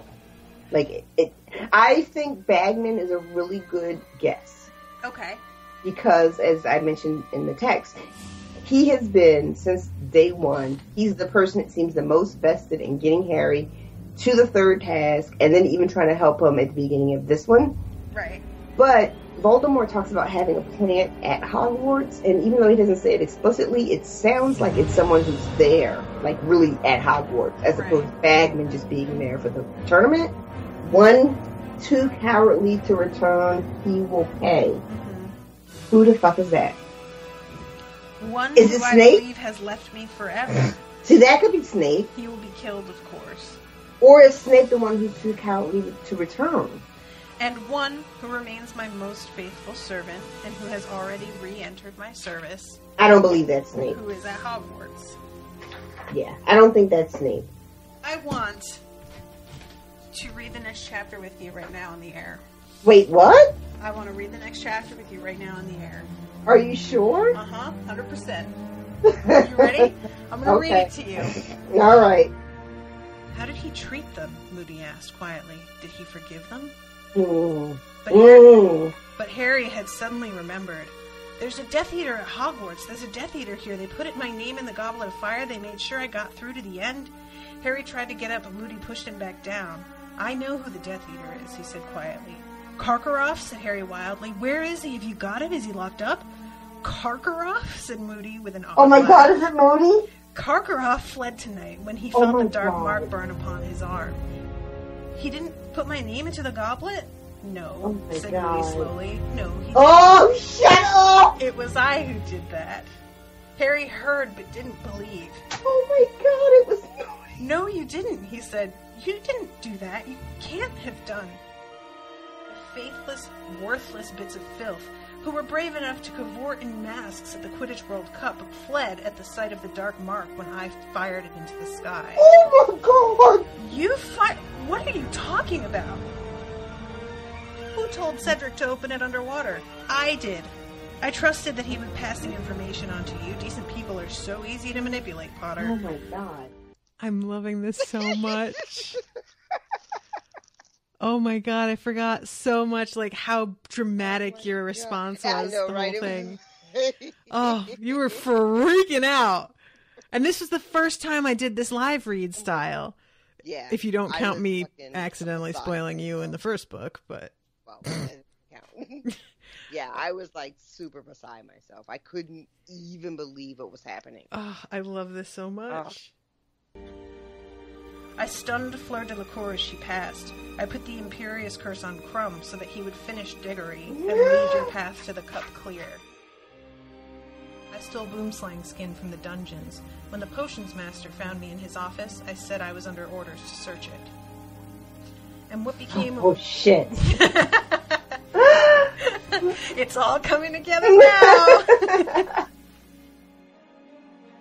My master guessed that he was heading for Hogwarts. My father was going to tell Dumbledore everything, to confess. He was going to admit that he had smuggled me from Azkaban. Oh. Holy shit. Holy fucking shit. Holy shit. Potter's map of Hogwarts. Oh my God. Potter saw me on it. Potter saw me stealing more ingredients for the Polyjuice potion from Snape's office one night. He thought I was my father. We have the same first name. My reaction, like, even after I know what's happening, I'm still like, oh my God. Well, it's just because there's so many little things that get explained in this monologue that he has. And every time he says a new one, you're just like, oh. You know, it's just so, because it's the kind of thing, like what Austin said in his comment, like, it's all laid out for you. It's right there. But you just have no context. You don't see it. Yep. Oh, but then when you do see it, your fucking whole world is rocked.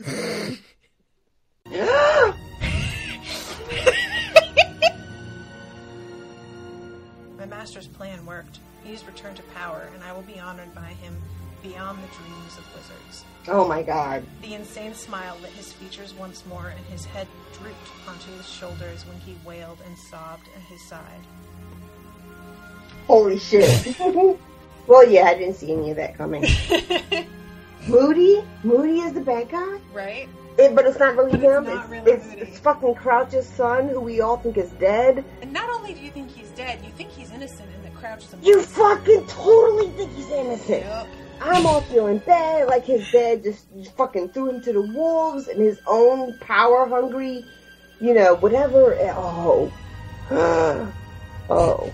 Now do you get why he took the map from Harry, like, immediately? Right, but it's... You're like, of course Moody needs the map, because he's on the job. Exactly. Like, you want to have the map. Of course it should be him. I love that. I forgot all about the map thing. He's on the job. He's on the job. You want him to have it. Of course it should be him. Oh my God. True. I forgot about that. Holy shit. Oh my God. And now I feel like I can't trust anything. That was some fucking slick writing. Yeah, see, okay, J.K. Rowling, I got my eye on you, man. Like, at first, because, like, when I was texting you, I'm like, I'm not falling for it. It's not Snape. Like, I thought I was being all, like, progressive. Like, I'm not falling for that. I'm too hip. I'm not hip enough. Like, I was so sure it was Bagman. And, I mean, we still don't really know what the deal is with Bagman. No, we don't. And I think that he's still suspect. What do you think is the deal with him? Well, at this point now, I don't know what I think about anything. But I do feel like Bagman, I was so sure it was him. I really was. I was so sure it was him. Fuck. I thought that the idea that Rhea Skeeter was really taking form of an animal somehow made sense. Mm-hmm. But this has made it seem like that is a very basic idea. You just said something while that was going. What did you say? No, I'm sorry. I forgot that I was so fucked up about the reveal about Moody not being Moody that I completely bailed on the idea of Rita Skeeter being like an animal. Oh, that's right, because you just basically threw that out the window at that point. I threw everything out the window. Oh, I love this. This unseated you completely. That's so funny. Oh, shit, that's right. I was like, oh, everything's wrong. Oh, I love it. What do you think they're going to do with Barty Crouch? He is a 100% ride or die with Voldemort, so he cannot be. Mm-hmm. They have to get rid of him. So like executed. So I feel like you have to get rid of him in a way that's even more serious than executing. I feel like you have to really stamp him out. Okay. He cannot be allowed to just exist. You don't think that it's, like, maybe useful to keep him around and keep him on the Veritaserum to get more information from him? No, I feel like that's a trap. You know what? This is a terrible thing to say, but I feel like you have to put your walls up. You know, no more strangers, no more foreigners. Fucking build that wall. Oh my God, I was like voting for Trump before Trump was a thing. Oh my Lord. I'm like, build that wall. Jesus Christ. The moment that thing entered the room, she screamed, pointing at Fudge, trembling all over, it swooped down on Crouch and... Last episode I asked you, like, what should they do with Barty Crouch? And you were all about killing him. But now that I see... Now that Fudge has done it, I see what a terrible idea that was, and I'm so ashamed of myself. I'm like, of course you don't kill him. Like, you know, I mean, I was so embarrassed to be in a line with Fudge. I just felt bad I was about myself. trying to kind of inch you in the, do you think that maybe that's not a great way to, and you were like, no, fuck that guy. Oh my God, I love it. Build that wall. You, madam. Oh, shit. See how quickly we get swept up into that sort of rhetoric? Be careful, guys. I love it. Oh, that's great. He said my blood would make him stronger than if he'd used someone else's. For a fleeting instant, Harry thought he saw a gleam of something like triumph in Dumbledore's eyes.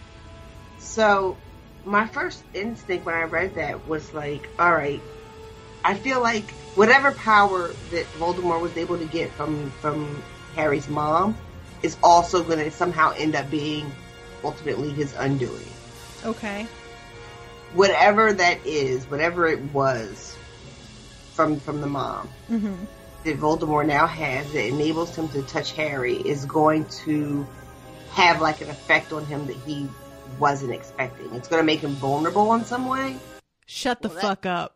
That turned out to be true as fuck. Shut the fuck up. How dare you?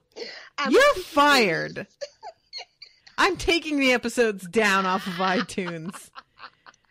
I'm a very smart girl. Oh my God. Just super forgetful. I'm so mad right now.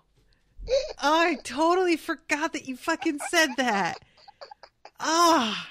You're as forgetful as I am. Fuck you, RoShawn. Vindicated. What? Oh my God. Dumbledore turning to Snape. Severus, said Dumbledore, turning to Snape, you know what I must ask you to do, if you are ready, if you are prepared. I am. At first I thought he was going to do like double agent, but I feel like that's not possible at this point because he is too well known to have renounced his evil ways. So the way he phrases the thing about Snape, where he's like, I fear he's left me forever, leaves like a little window. He doesn't say, I know he's left me forever. I fear he has.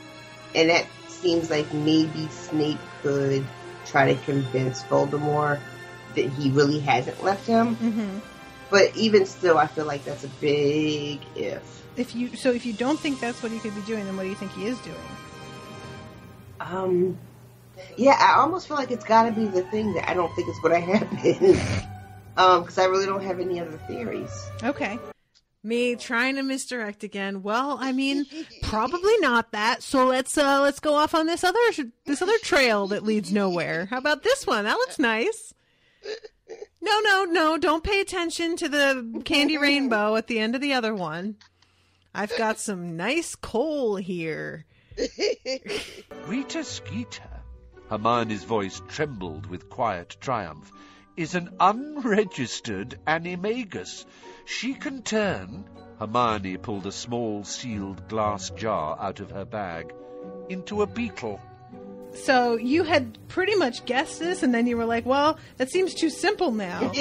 But it wasn't. I'm like 2 for like 48 as far as guessing things that happen. Somebody in the group was like, we should keep track of these things that RoShawn guesses right. I'm like, that's going to be a super short list. I think at one point I said I wanted her to be a mosquito, and she's a fucking beetle, so I will take that. Yep, I pretty will close. So take it. Look at this, you think it's a short list, it's been fucking everything. I always say that too. I'm like, no, RoShawn's she's batting average is very bad. Let's not keep track of what RoShawn's getting right. I think it's because, like, you say something and that's forever on the show. But in your mind, you say it and then immediately you erase that whiteboard and you write something else. So for you, you didn't, say anything solid. Yeah. But in my mind, legit 2 things out of everything.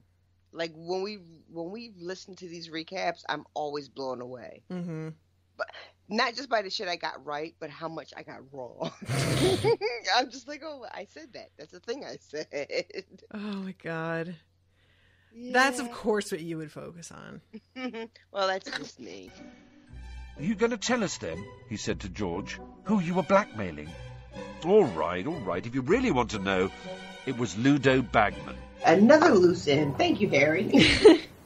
So what did you think of this one? I was right. It's 3 now. I knew they were blackmailing Bagman. I just wasn't sure exactly why, but I knew it had to be him.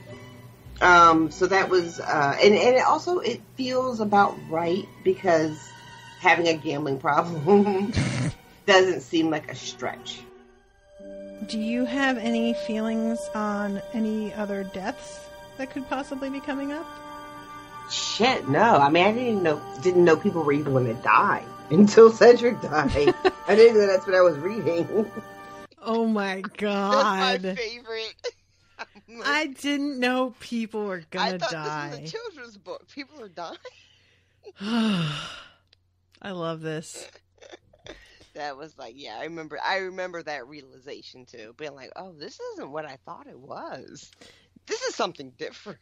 And like, that's again, if I said to you, no, this book gets dark, people die, you would have been like, oh, people die. Yeah, of course. Like, who fucking cares? Ooh, magic. Yeah, no, I wasn't. I even going into it, I was just like, oh, whatever. But then it shit started to get real. And when you were like, well, who's going to die? I'm like, what? Die? Who's dying? Yeah. It's just, do you trust me yet? Do you trust me when I tell you stuff yet? I try to lead you right. I try. Have I failed you? Have I failed you yet? I probably will eventually. Not yet. But we'll see. If I ever do, it'll probably be something I haven't seen yet either. Probably. We'll see. I think Sirius might die. Okay. Why do you think Sirius is Because it's like the only person that Harry has in his corner other than Hagrid. Mm-hmm. And I feel like, Harry's in for a world of all kinds of pain that I haven't even seen yet. So you don't think Hagrid's going to die? I don't think Hagrid's going to die. Okay. Should I? No. You bitch. I tried. I guess that's serious shit, though. You forgot about that one, too. I did. I tried to, should I think anybody else is going to die? I love that, because you guys, I'm having to cut out, the sound of us listening to this because it's not good quality so that I can cut it in when I edit so that you guys can hear it properly. And so the little moments that you miss, we're listening to RoShawn say, I bet she's an animagus. I bet Sirius dies. And she keeps going, oh, I got that right. And you're missing all of it. It's unfortunate, but you are just flat out not feeling that Snape is still a Death Eater. 100%. I am falling for it. Whatever she's laying down, I'm falling for it. Because I am now of the opinion that Snape is a good guy. The fact that Dumbledore is so sure that he can trust him. Mm-hmm. And everything that I've ever had to not trust him has just been based on how shitty he is. Yeah. What are your feelings about what are your predictions for how the next book's going to start? I really have no idea. I can't begin to imagine why Dumbledore insisted that Harry go home to the Dursleys. So I feel like the next book has got to start with answering at least that, hopefully. There's so much up in the air. There's a part of me that really doesn't believe that Dumbledore is going to be headmaster by the end of the next book. Okay. And that opens up a million things. Who's going to come in? Who is it going to be? What's Dumbledore going to do when he's not? Yeah. I don't know. I don't have any good solid predictions. Sorry.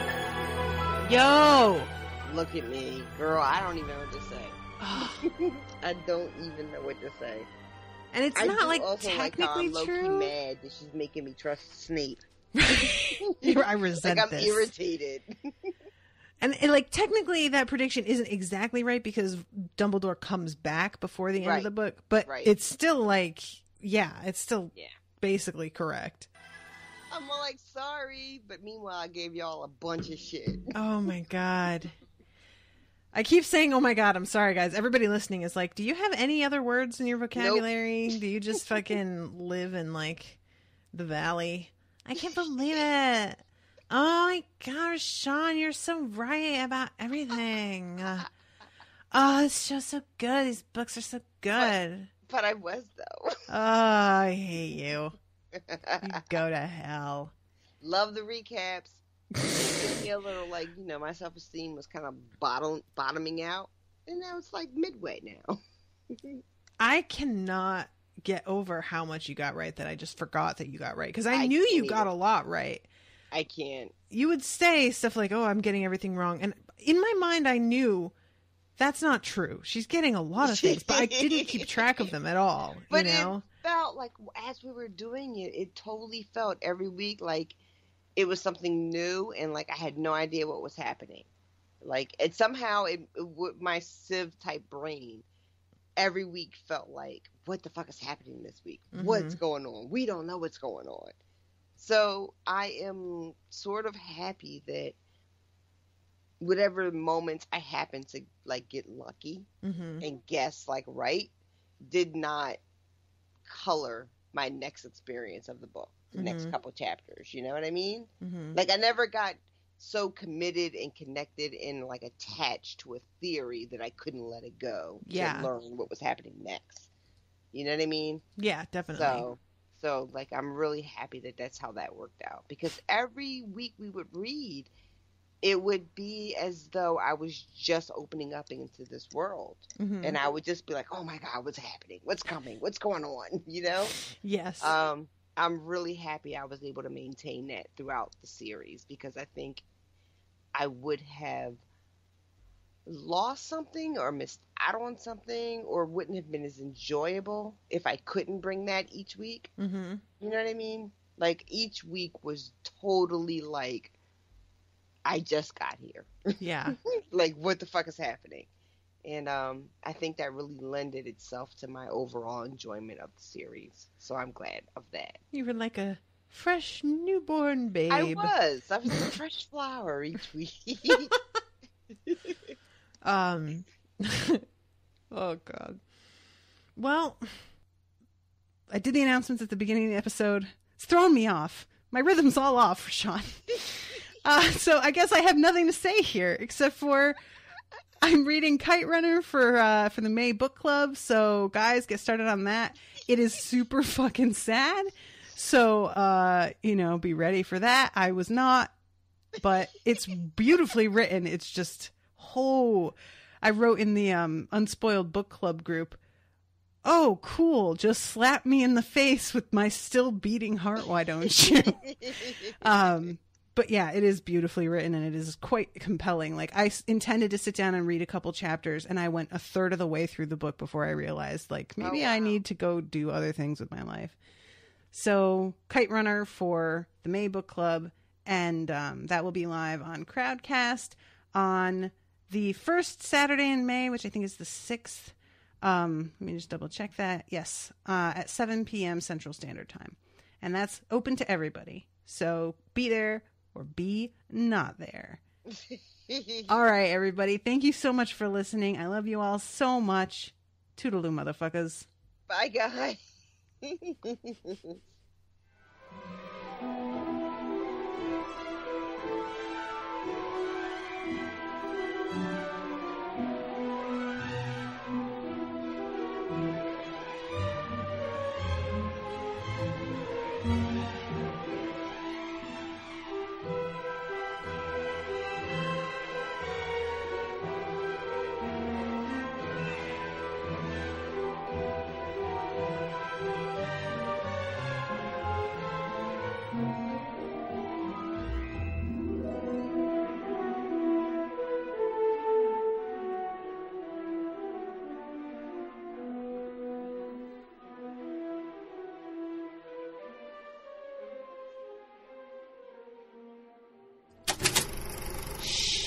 That was an Unspoiled Network podcast.